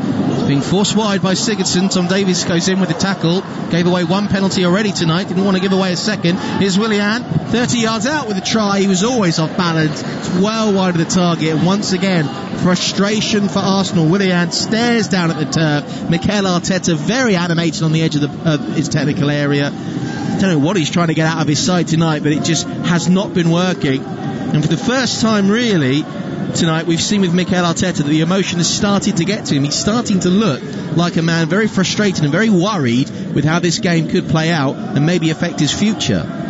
Yeah, but it's poor that from Willian. He's running away from goal on his left foot under pressure and decides to hit it when he has Tierney on the outside of him. Just roll the ball out. You still have to be a little bit patient in and around the box. Well, now, with 15 minutes to go, Alex Lacazette is very slowly taking off his tracksuit, which has been keeping the Frenchman very warm, I'd imagine, for the last hour or so. But this is surely a bit too late to introduce him. I mean, it's better late than never. I'm still surprised anyway that we are going to see him at this late stage. Everton leading Arsenal by 2-1. Danny Ceballos. Arsenal still parked inside the Everton half, which is largely how it's looked in this second half. Everton breaking with regularity when they get the opportunity, but they've really said, well look, we're 2-1 up, you can have the ball, Arsenal, let's see if you can break us down. Yeah, they know that's not been one of Arsenal's strengths so far this season, so Everton will feel comfortable in it. They won't want to invite too much pressure on, and they'll still want to hold that counter-attacking threat, but Arsenal's build-up play is just way too slow and ponderous. Arsenal only scored 12 goals in the Premier League so far this season. That's their lowest since 1982. And this is the thing, Hogan, as the ball's gone out behind for a goal kick. The teams that have scored less than Arsenal this season are Sheffield United, Burnley and West Bromwich Albion. Yeah, see, that's unacceptable. That it's a poor record, and it's not something you would have expected at the start of the season. They came off a high, winning the FA Cup. They won the first 2 games of the Premier League season, and obviously the Community Shield as well. So you would have expected them to be a lot better than what they have been. And I never for one moment thought they'd be in and around the top 4, but so far it's been so bad and unacceptable. Well, speaking of those teams and attacking talent, I imagine Nicola Pepe probably costs almost the same value as the Sheffield United squad, to be perfectly honest, and yet they are in the same bracket of those kind of teams as Calvert-Lewin gets fouled, and we've seen the change, which might come a little bit too late, but he'll get 15 minutes here. Alex Lacazette on for Eddie Nketiah, and we don't want to knock the young lad too much, because he has tried to put his effort in, but he just simply hasn't done enough to trouble the Everton defence. But his 15 minutes going to be enough for Alex Lacazette to really leave some sort of mark on this match. Well, it's not ideal only getting 15 minutes, and Lacazette, for me, his game isn't being a massive goal threat, it's him being the one who holds the ball up, brings others into play. So I personally won't be putting all my hopes on him to just go and find a goal, but I think he can bring others into play, and that will cause a major threat. Free kicks taken into the box, trying to find Michael Keane. He just couldn't quite get there, just went so close to the Everton defender. He was onside. He managed to lose his marker pretty easily. He was between Rob Holding and Kieran Tierney. If Rob Holding is quote-unquote marking him, he's about 10 yards off. I mean, if Keane gets his head on that, that's in the back of the net, isn't it, Hogan? Yeah, they just look so undisciplined at set plays. They're not getting close to people, and it's a recurring theme. We're seeing it week after week, and you have to feel for the Arsenal fans, because they see this, and it's a glaring problem that they have, but it just never seems to be solved. Arsenal had won their last 3 games consecutively against Carlo Ancelotti, but at the moment he's got the beating of them as the ball was played right across the face of goal from out wide by Martinelli, and it was a nice play in the end. It's gone behind, I think, for a goal kick. In fact, it was Joe Willock, he's trying to find Martinelli at the far post, just trying to move down the right flank into a pocket of space. Well, it's a cross-come shot that does go well wide of the target. They certainly just lacked that real sort of killer instinct tonight, Arsenal. I won't say that it's been, a cakewalk for Everton, but they've not exactly been troubled by the penalty, have they? No, they haven't. They in the second half, the David Luiz chance, which if we're calling it a chance, but which he ended up doing very well with, comes back off the post. But other than that, there's been nothing for Arsenal. Even that David Luiz one, it's off a second phase on the corner. It's another set play. There's been nothing in normal play which has really troubled Everton. No one can break the lines and cause real trouble to the back four. Kieran Tierney trying to get forward on the overlap, but the pass is overhit from right to left and out for a throw-in on this near side. I haven't really seen the Arsenal attackers been given the chance to go one-on-one with Pickford or have any real solid opportunities, albeit Everton scoring through an own goal in the end off of Rob Holding. But Dominic Calvert-Lewin, his initial header, I think was goal-bound anyway. And then, of course, Mina from the corner after Sigurdsson's perfect delivery. And this is good chasing by Dominic Calvert-Lewin, who's managed to win possession. That's a lovely ball to release. Richarlison going down the left side, gets inside the box. Coming across, though, was Maitland-Niles, who makes the interception. Vital to knock it behind to concede the corner. And straight away, Ainsley Maitland-Niles turns round to his team and say, what on earth was that? Why am I left all on my own to do the hard work? And why, oh why, was it so easy for Everton to break like that? Yeah, it was an unbelievable pass from Calvert-Lewin, but they just afforded so much time and space. Maitland-Niles ends up doing really well because Richarlison's backing him into the box there, and he just wants that half a yard to get a shot away with. It was good defending. Sigurdsson will take the corner. Sorry, Hogan, to stop you off there. We've got a bit of drama going on inside the box with Mina, and Andre Maradus can come all the way across to have a chat with Leno, who's not very happy with the way he's being marked up for this corner. Now, end of the first half, we saw Mina with a bullet header reinstate Everton's lead. Sigurdsson, I'm sure, will try for the same thing again from this far side. Mina makes the run to the near post. It is Sigurdsson. It's over the edge of the box. Alex Iwobi with a try. Big deflection. It almost went in at the far post. In fact, he deflects behind for a corner. That time, Arsenal again not really marking up well. Rob Holding challenges a header with his own teammate Martinelli, and the second ball failed to allow Everton get a set piece. They're licking their lips here. They're sensing that Arsenal are frail when it comes to set pieces. Chance to mark up once again. Everton lead Arsenal by 2-1 with 10 minutes to go inside Goodison Park, where 2,000 supporters are enjoying a Saturday evening on Merseyside. Sigurdsson was about to take it, and then the linesman stood right in front of him and stopped him. Well, the referee didn't blow up. Mason Holgate standing right by Leno. David Luiz is coming across, having a chat with the referee. Don't really understand why Mason Holgate is being spoken to by the referee and Danny Ceballos here, Hogan.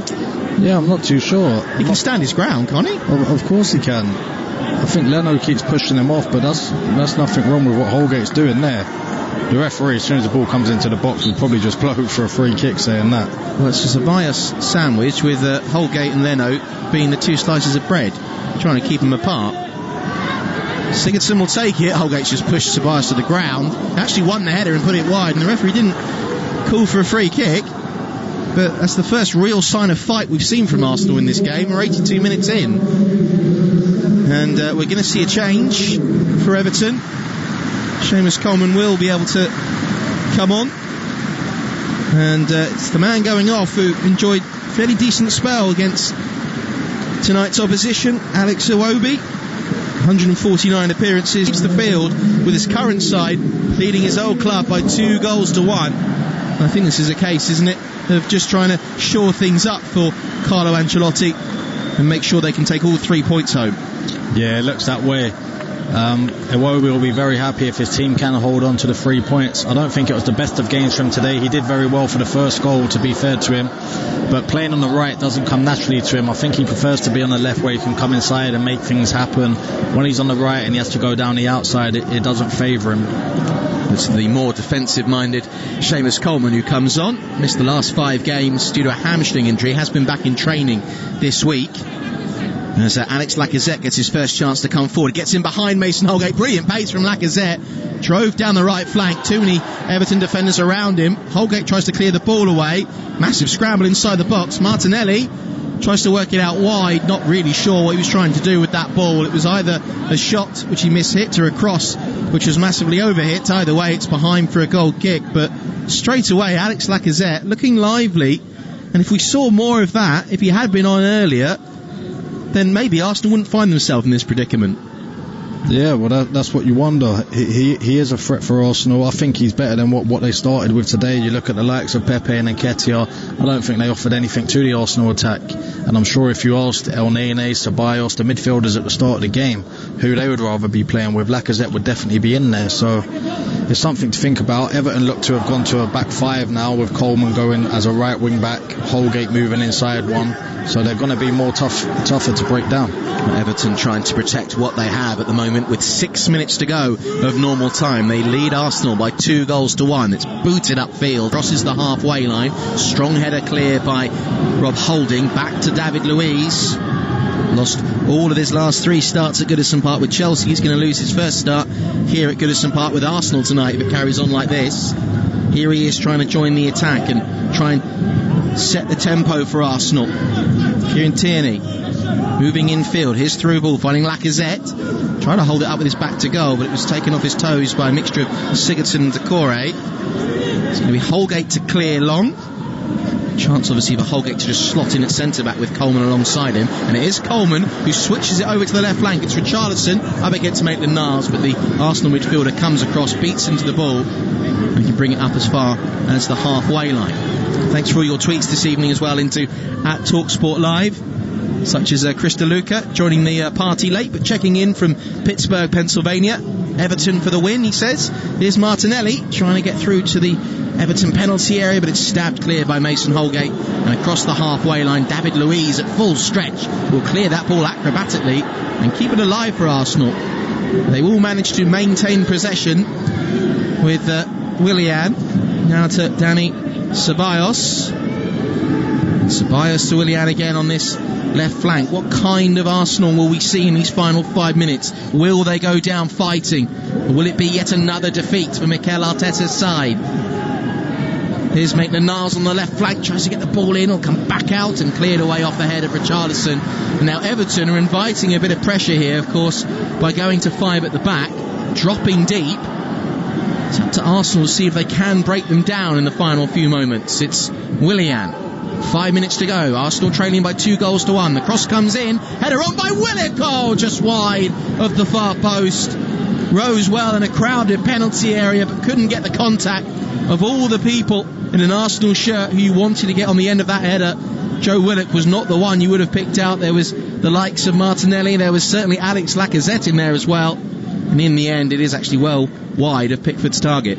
Yeah, he's done very well to get up that high above Yerry Mina, Joe Willock, but the header wasn't good enough. Pickford actually made me think it was going in with Pickford's reactions, but Everton need to see this out now. The final 3.5 minutes of normal time, they need Calvert-Lewin to be strong, hold the ball up for them, win them free kicks, and just get rid of some pressure that Arsenal are starting to put on there. And this is Mikel Arteta's 51st game in charge of Arsenal after the draw with Southampton in midweek, which was his 50th, but he could be tasting defeat here. Arsenal have only won once in their last 9 Premier League games going into this match. That's simply not acceptable for a club of their stature. It's whipped in by Kieran Tierney. It's cleared away to the far side of the penalty area by Ben Godfrey. Tom Davis will bring it forward and releases Abdoulaye Doucoure. Now chasing after it is Godfrey up against Saka, who returns it to the safety of Bernd Leno. Doucoure has to be braver there and travel with the ball. It was a poor pass he gave Godfrey that he was never going to get to. Just relieve the pressure and drive with it. Arsenal, last time they went 7 Premier League games without a win was back in October to December 2019. It's Willian who will switch it to the right flank. And this Arsenal side, if you're a team in the Premier League, seeing them in your fixture list, you're not exactly fearing the Gunners at the moment. Here's Willian, 30 yards out, now to Danny Ceballos. Is there any Gazette? Tries to bring the ball away. Richarlison goes down. Free kick's given. Well, that was a very soft tackle, and Richarlison, well, if he wants a career in acting once his football career is over, I think he'll do all right, because definitely wasn't as robust as it looked like. I mean, Saka does catch him, but he almost sort of jumps on his back to make sure the referee certainly saw contact. Yeah. But you've got to do that, Hogan, haven't you? You've got to get a free kick, edge of your own box, and soak up all that pressure. Yeah, no, he done the right thing for his team there. It was over dramatic again from Richarlison. We're used to saying that, but that was the only way the ref was going to give the free kick, and he made the ref's mind up there, and it just relieved a lot of pressure. And Arteta is looking very worried on the edge of his technical area. Made 2 changes tonight. One of them was enforced. Another one came late with the calf injury to Pierre-Emerick Aubameyang. Whether or not he would have made a difference, I'm not so sure, because Everton have been the better side in large areas of tonight's game, most notably at set pieces, and they've won themselves yet another corner, this time because of a mistake by Maitland-Niles. And they don't help themselves, Arsenal. A minute to go, down by 2-1, and a sloppy back pass is why Everton have got another corner. Yeah, nice poor play there from Arsenal. They're just putting themselves under unnecessary pressure and killing their own momentum. Well, Everton aren't going to send too many players forward into the box. I think they're going to try and run down the clock. It is Sigurdsson and Calvert-Lewin in combination, playing it short, and then just Calvert-Lewin trying to shield the ball over on the far side. Those Everton fans are a little bit nervous at the moment. They'll be very happy if it stays like this when the final whistle goes. Here's Doucoure, now into Sigurdsson, gets to the byline, tries to cut it back. Joe Willock blocks the ball, falls kindly for him to clear up as far as the goal scorer, the man who could win this game for Everton, Mina, out wide to Godfrey, back to Tom Davies. It's all about keep ball now for Everton. Arsenal winning it back though after a sloppy pass. Gabriel Martinelli infield to find Willock. We have got an additional 5 minutes of added on time, so there is a glimmer of hope for Arsenal, but they give the ball away. Ben Godfrey going forward, and we got caught there really late by Joe Willock at full stretch. Godfrey let out a yelp. It's going to be booked by Andre Mariner, and the last thing Mikel Arteta would have wanted, if he is going to lose tonight, would be another red card. Oh, it's a very bad... I think VAR might look at this, Hogan. Yeah. It's the follow-through of the second knee of Willock, isn't it? The first leg catches him. Yeah, he was definitely out of control there. It probably looks worse because of the pace Godfrey was going at as well, but it was a reckless challenge, that from Joe Willock. You might have escaped that by the fact the referee's given him a yellow card. Everton are going to make a double change here to try and run down the clock. And Richarlison is being asked to leave the field and being helped off by David Luiz. I mean, at this rate, you might as well just pick him up in his arms and carry him off, because Richarlison is acting like he's run a marathon. Now he's got cramp, so that's going to slow things down. David Luiz trying to push him on. Oh dear, he's a play actor, but he is a wonderful player for Everton, Richarlison. There's no doubt he's got superb talent. He's going to be replaced by John Joe Kenny, so again, more defensive reinforcement by Carlo Ancelotti as Richarlison goes off, and Cenk Tosun is also going to be introduced, I think, for Dominic Calvert-Lewin, who his number's not gone up on the board, I don't think. He thought it was for him. This is good tactics by Everton, because it's wasting quite a lot of time. Yeah, they are. I think Arsenal will be getting very frustrated with this. Well, the referee's going to add it on either way, isn't he? I mean, we've had 5 minutes of additional time, but I reckon we've only played about 30 seconds of that, realistically. Calvert-Lewin's been booked, in fact, for time wasting by the referee, so he seems to have seen through that little bit of tactical nous from Carlo Ancelotti. Cenk Tosun will come on for the last 4 minutes or so of added on time. This will be a very big victory for Everton. 3 wins in a row over the likes of Chelsea, Leicester, and this slightly depleted and off-colour Arsenal. But it must put them back, surely, in contention for the top 4 places. And I think you've got to take Everton seriously. Long clearance by Pickford. John Joe Kenny, really good determination from him and desire to get to the ball, play it off of Saka, and win a throw in for Everton. 2 minutes of additional time to go. this has been a very good display by Everton. It's been professional if they do get the job done. As I say, Hogan, they're 3 games on the bounce with a win against some fairly decent opposition. Yeah, they'll be delighted to take 9 points from those 3 games. I think they would have been happy with 6 points from the 3 games, so fair play to them.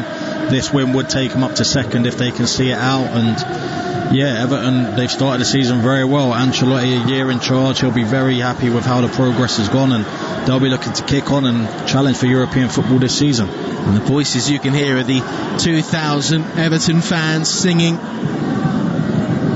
full strength tonight. Very happy so far with this display. Arsenal are leaving it very late if they're to rescue anything from this game, and perhaps rescue their manager Mikel Arteta. Remember, they take on Manchester City in the League Cup quarter-final next, before facing Chelsea on Boxing Day. It's going to be very difficult to see where Arsenal might pick up their next Premier League win. Here's Willian trying to rescue a point for the Gunners, who trail by 2-1 at Goodison Park.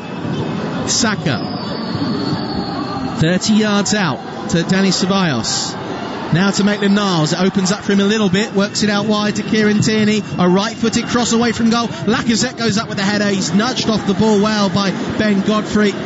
Just had the beating of the Frenchman in terms of position when he made the interception and the clearance. But the ball will come back towards the Everton box again from Arsenal. It's Saka, 25 yards out, left-footed, let's fly. Hits the thigh of Mina. It'll deflect away. Tom Davies will try and clear. Where was this intensity from Arsenal in the second half? Scrambling to try and get themselves level with just seconds to go. David Luiz with the ball in the box. Oh, it's not cleared by Everton.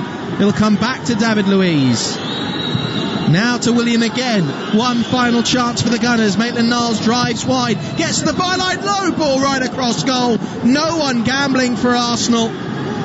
It's kept alive though by Kieran Tierney. His through pass releases Saka. Good save by Jordan Pickford. It was back across goal. It might have been heading in towards the far post. It's cleared upfield and away by Tom Davies. We've had the 5 minutes of added on time.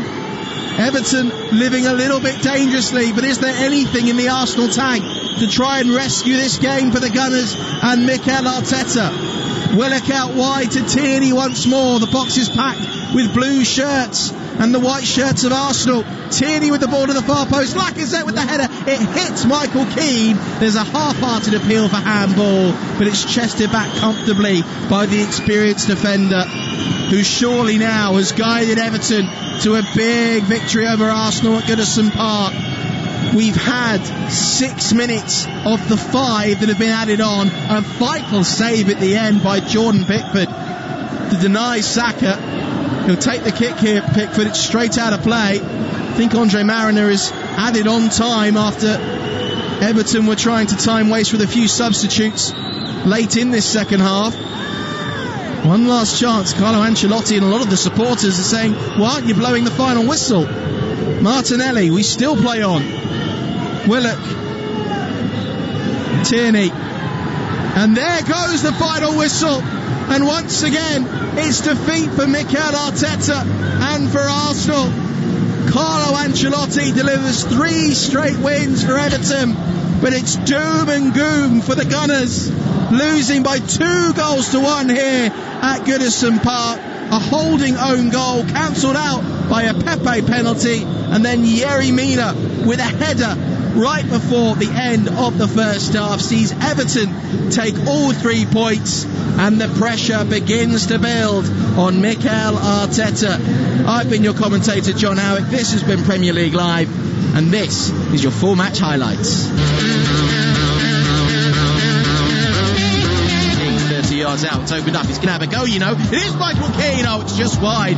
Leno is scrambling across. Ball in here by Iwobi, and Dominic Calvert-Lewin with the header has found the back of the net, and it's more misery for Mikel Arteta. I think Rob Holding might see this overturned by the dubious goals panel and given to him. Chance for Ainsley Maitland-Niles for the ball into the box, cleared away. Tom Davies has had a kick at him, and Arsenal have a penalty. Chance for Nicola Pepe. Stuttered run, runs up, sends Pickford the wrong way, and Arsenal pull themselves level. Calvert-Lewin 30 yards out with a curling effort. He slipped as he let fly. Leno though had to make the save, claw it away, and behind for a corner. Ball in by Sigurdsson, and helped on and in! It's Mina with the goal.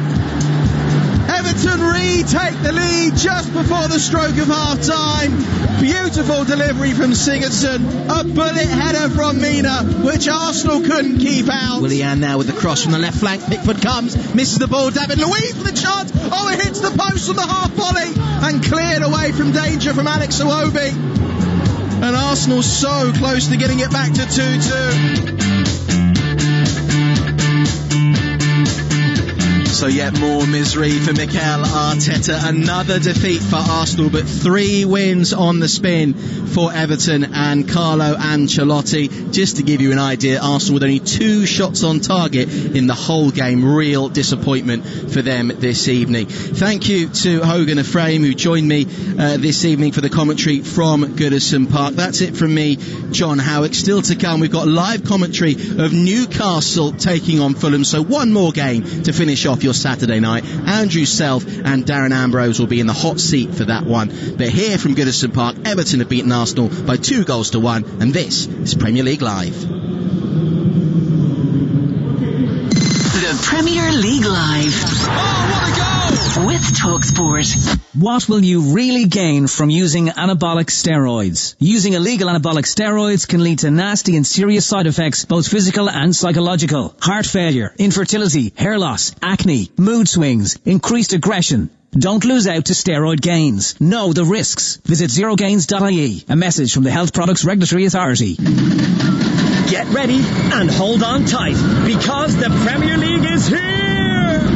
Which teams will stay on track? And who'll go off the rail? Get the Irish Sun for top transfer news, exclusive star interviews and opinions from the biggest names in football. Plus expert analysis of every action-packed match in our fantastic goals pull-out each weekend. Stay up to speed, because you never know what the Premier League is going to throw up. Pick up the Irish Sun today.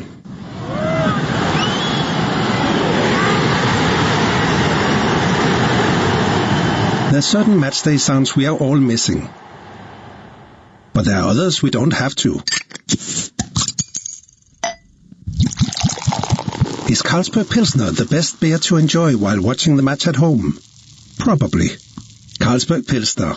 Probably the best beer in the world. Enjoy Carlsberg sensibly. Visit drinkaware.ie. This is not the time for business as usual. It's time for effort and imagination. It's time to use technology to start your online plans. It's time to work from home to stay in touch. It's time to look to each other. Scoil Céile. Ireland is working online with help from Black Knight and .ie, because now we need better than business as usual. Call Black Knight on 059 918 3027 or visit blackknight.ie. Create the Premier League atmosphere at home with Harvey Norman, the home of the big screen. Feel like you're on the pitch with our stunning range of 4K smart LED and OLED TVs from LG, starting from just $449. Plus, hear every kick, save, tackle, decision with LG's best-in-class soundbars. Get TV ready for all the big games with Harvey Norman. Shop online today or safely in our spacious stores. Harvey Norman, home of the big screen. Go! As Ireland's homegrown insurer, FPD knows it's empowering when someone has your back.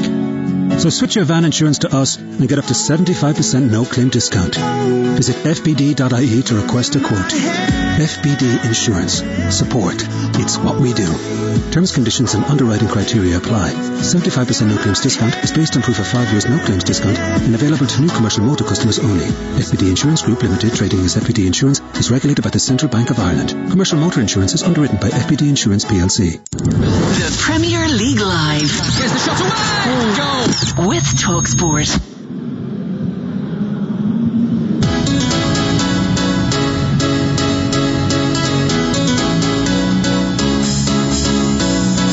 Premier League Live with TalkSport. All the big goals and big moments from the world's biggest football league. They get a second. Here they can!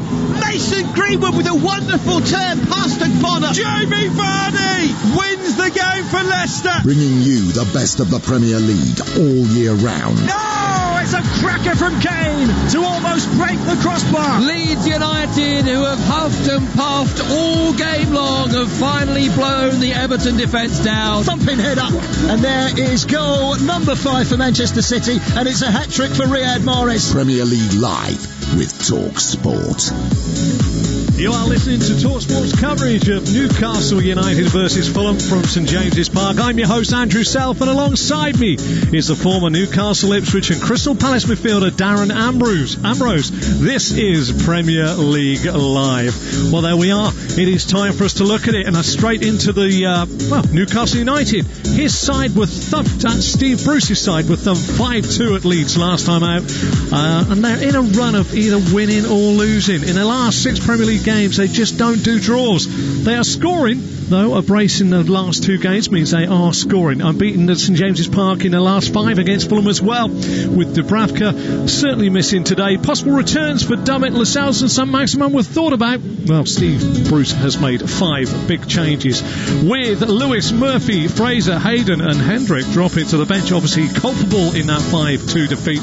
And coming in is DeAndre Yedlin, Paul Dummett, Miguel Almiron, John Joe Shelby and Matt Ritchie coming in. Scott Parker's Fulham side have drawn their last 2 Premier League games with champions Liverpool and Brighton, mixing a defeat to Manchester City and a victory at Leicester, and the Cottagers have injected some real self-belief after a miserable start to the season. But they do have to add resolve, because their paltry total of 4 points from a possible 18 away from home isn't great. Well, Scott Parker has made 3 changes to the side that drew 0-0 at Brighton last time out. Loftus-Cheek, De Cordova, Reed and Reed dropped to the bench, with Lamina, Kenny and Mitrovic restored. Well, I've got to say a big hello, as I say, to Darren Ambrose, who's alongside me. Darren, simple question at first. What are you expecting from your old team against Scott Parker's Fulham? Yeah, good evening, Andrew. They were doing quite well, actually, previous to the Leeds game. 2 wins on. So it wasn't so much a poor performance. Well, it was a poor performance at Leeds. I mean, the 3 goals in last 15 minutes is what really done it, but they were convincingly beaten.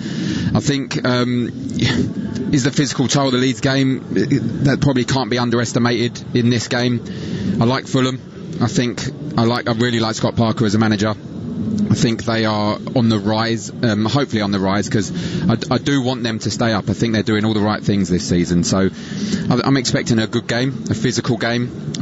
Potentially this is a game that could be won off the bench. You look at both benches, they're reasonably strong, so it's going to be a tight game, and you're looking at the bench to who can come on and make a difference in the last 15-20 minutes. Yeah, but you've played in many sides, Darren. Newcastle United going with 5 changes. 5, that's almost half a side changes. What about sort of consistency? Surely some of those players are coming in, Dummett off a long injury layoff and what have you. Surely some of those regulars will be thinking, well, we were getting things together, but now we've broken it all up and gone again. Yeah, I think so. It might be a rush from Steve Bruce to make so many changes.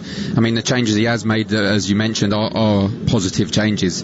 However, they have been on half-decent form prior to the Leeds game, but Steve Bruce may look at that Leeds game, conceding 5, kind of capitulating, like I said, in the last 15 minutes. He wants to freshen it up. It was Wednesday, so they haven't had much rest, and there's a long old season, and they were coming into this Christmas period where there's game after game, so there's going to be many changes for many teams, so it'll remain to be seen whether this will be the right call. But like I said, the players that have come in look like they could make a difference. Just quickly, they've been playing a 4-4-2, but we think today it's possibly going to be a 4-3-3 for Newcastle United, with Almiron and Joe Linton either side of the top goal scorer Callum Wilson. So it is a change of shape as well as personnel. Yeah, it potentially could be. Them 3 up top could cause the Fulham defence some problems, and you look at Almiron, out of them 3, that's probably the one that could step back and play on the right wing. So there's potential that he could start 4-3-3 and change to a 4-4-2,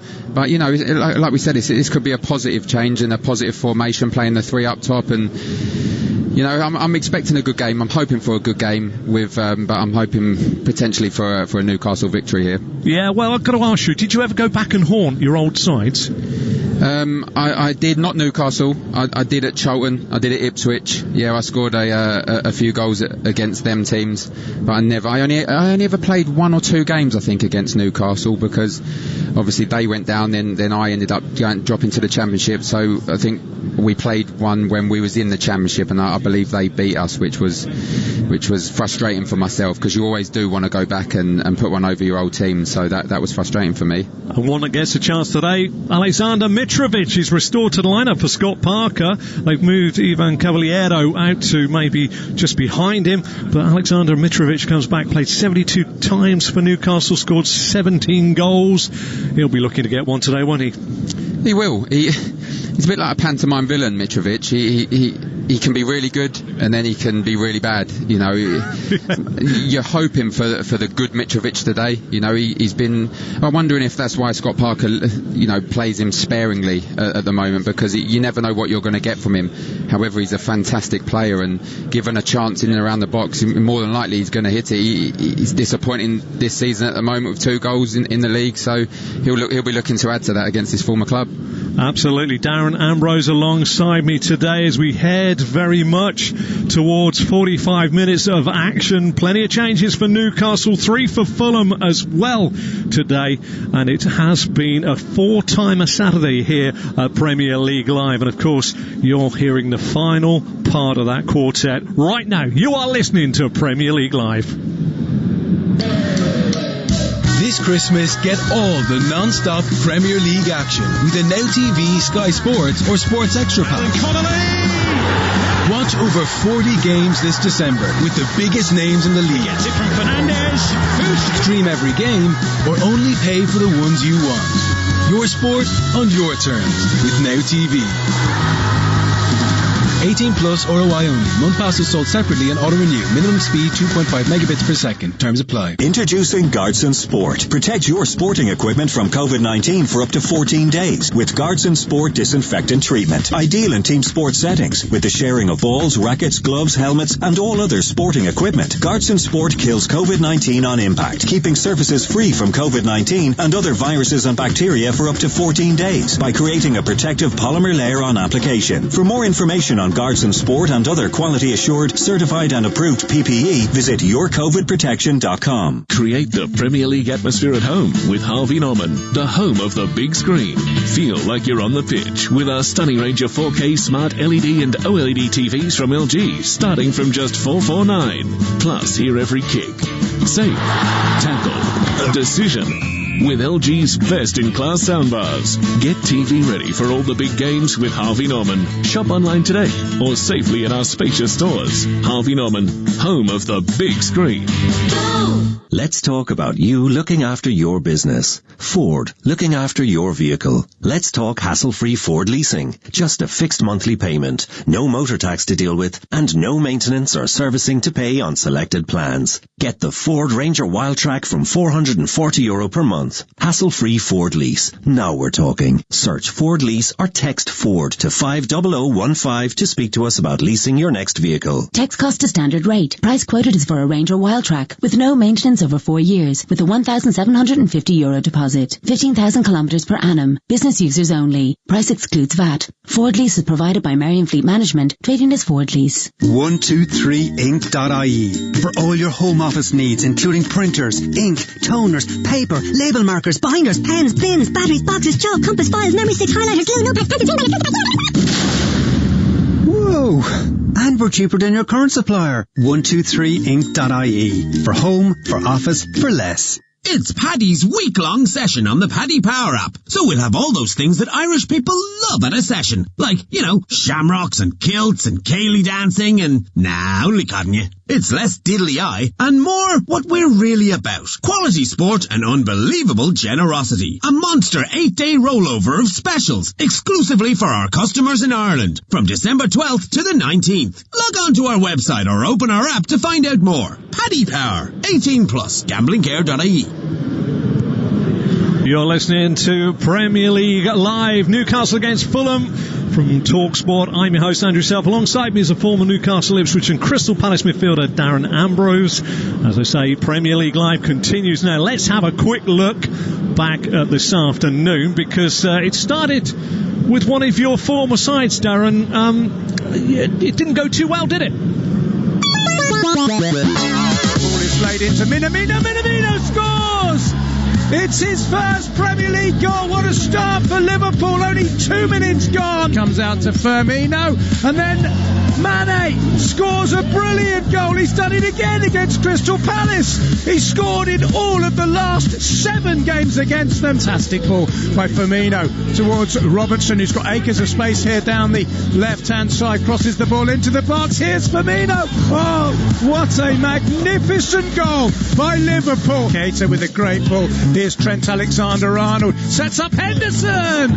Oh, that is another wonderful goal from Liverpool. Jordan Henderson, the captain, curling it into the corner expertly from 20 yards. It's Firmino from the angle. Roberto Firmino has got his second goal of the game. Keita diving, unable to keep the ball out.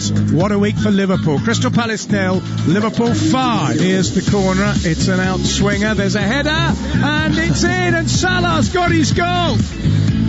Well, he wasn't going to be left out, was he? Here's Salah again. He might get another. Oh, he has. It's brilliant. He's curled it in left-footed.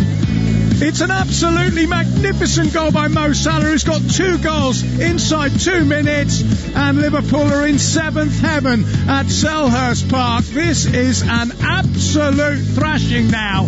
It is Crystal Palace 0, Liverpool 7. Royner in space on the right edge of the penalty area. Surely this will be the opening goal, and it is. Raheem Sterling, another beautifully worked counter-attack from City, and Sterling calmly, classily pokes it in from 8 yards out. McCarthy no chance.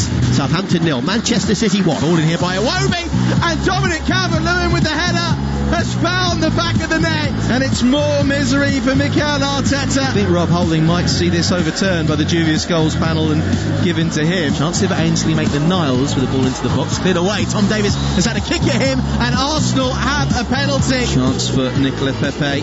Stuttered run, runs up, sends Pickford the wrong way, and Arsenal pull themselves level. Ball in by Sigurdsson, and helped on and in. It's Mina with the goal. Everton retake the lead just before the stroke of half-time. Beautiful delivery from Sigurdsson. A bullet header from Mina, which Arsenal couldn't keep out. Well, back here, it is time for us to just sit down. And as I say, Darren Ambrose, the former Newcastle United, he's got them coming up. The former, well, should I say, really, Crystal Palace player. It didn't go too well, Darren, did it? It didn't, no. Thanks for reminding me of that. I was sat there watching earlier today. It probably got off to the worst possible start, conceding in 3 minutes. I must say that some of the finishing from Liverpool was incredible. The quality of the finishing, and they were absolutely ruthless. And are we looking at the potential league champions already? They look unstoppable, given the injury crisis that they have, or they've had in recent times. They were absolutely phenomenal. Palace were in the game a little bit in the first half, but 8 shots on target, 7 goals, and like I said, the quality of their finishes were outstanding. But particularly for Firmino's first goal, that was a very, very good goal. And of course, when you look at Liverpool, they're Van Dijkless at the back, and they have been susceptible to, conceding goals every now and again. They're not quite as, solid at the back as they could be. But Manchester City, who everybody would stack up as the opposition to try and run to the title as being a very good side, they're just crawling over the line at the moment in their games, aren't they? They are, yeah. They've not hit the ground running yet this season. Everyone knows that, but I think Man City, if you look at them, they are a team that could string 10, 11, 12 victories on the bounce together. So you can never ever write a Pep Guardiola team off, particularly Man City, the quality of their players, and albeit they're not playing particularly well this season, they are still winning. And you look at them, they're in 6th place in the Premier League. They're not too far away from second. I think 3 points from second place. So it's negative for them, but like I said, they could really climb up the table very, very fast. Well, I had the dubious honour of covering them midweek against West Bromwich Albion, and they pressure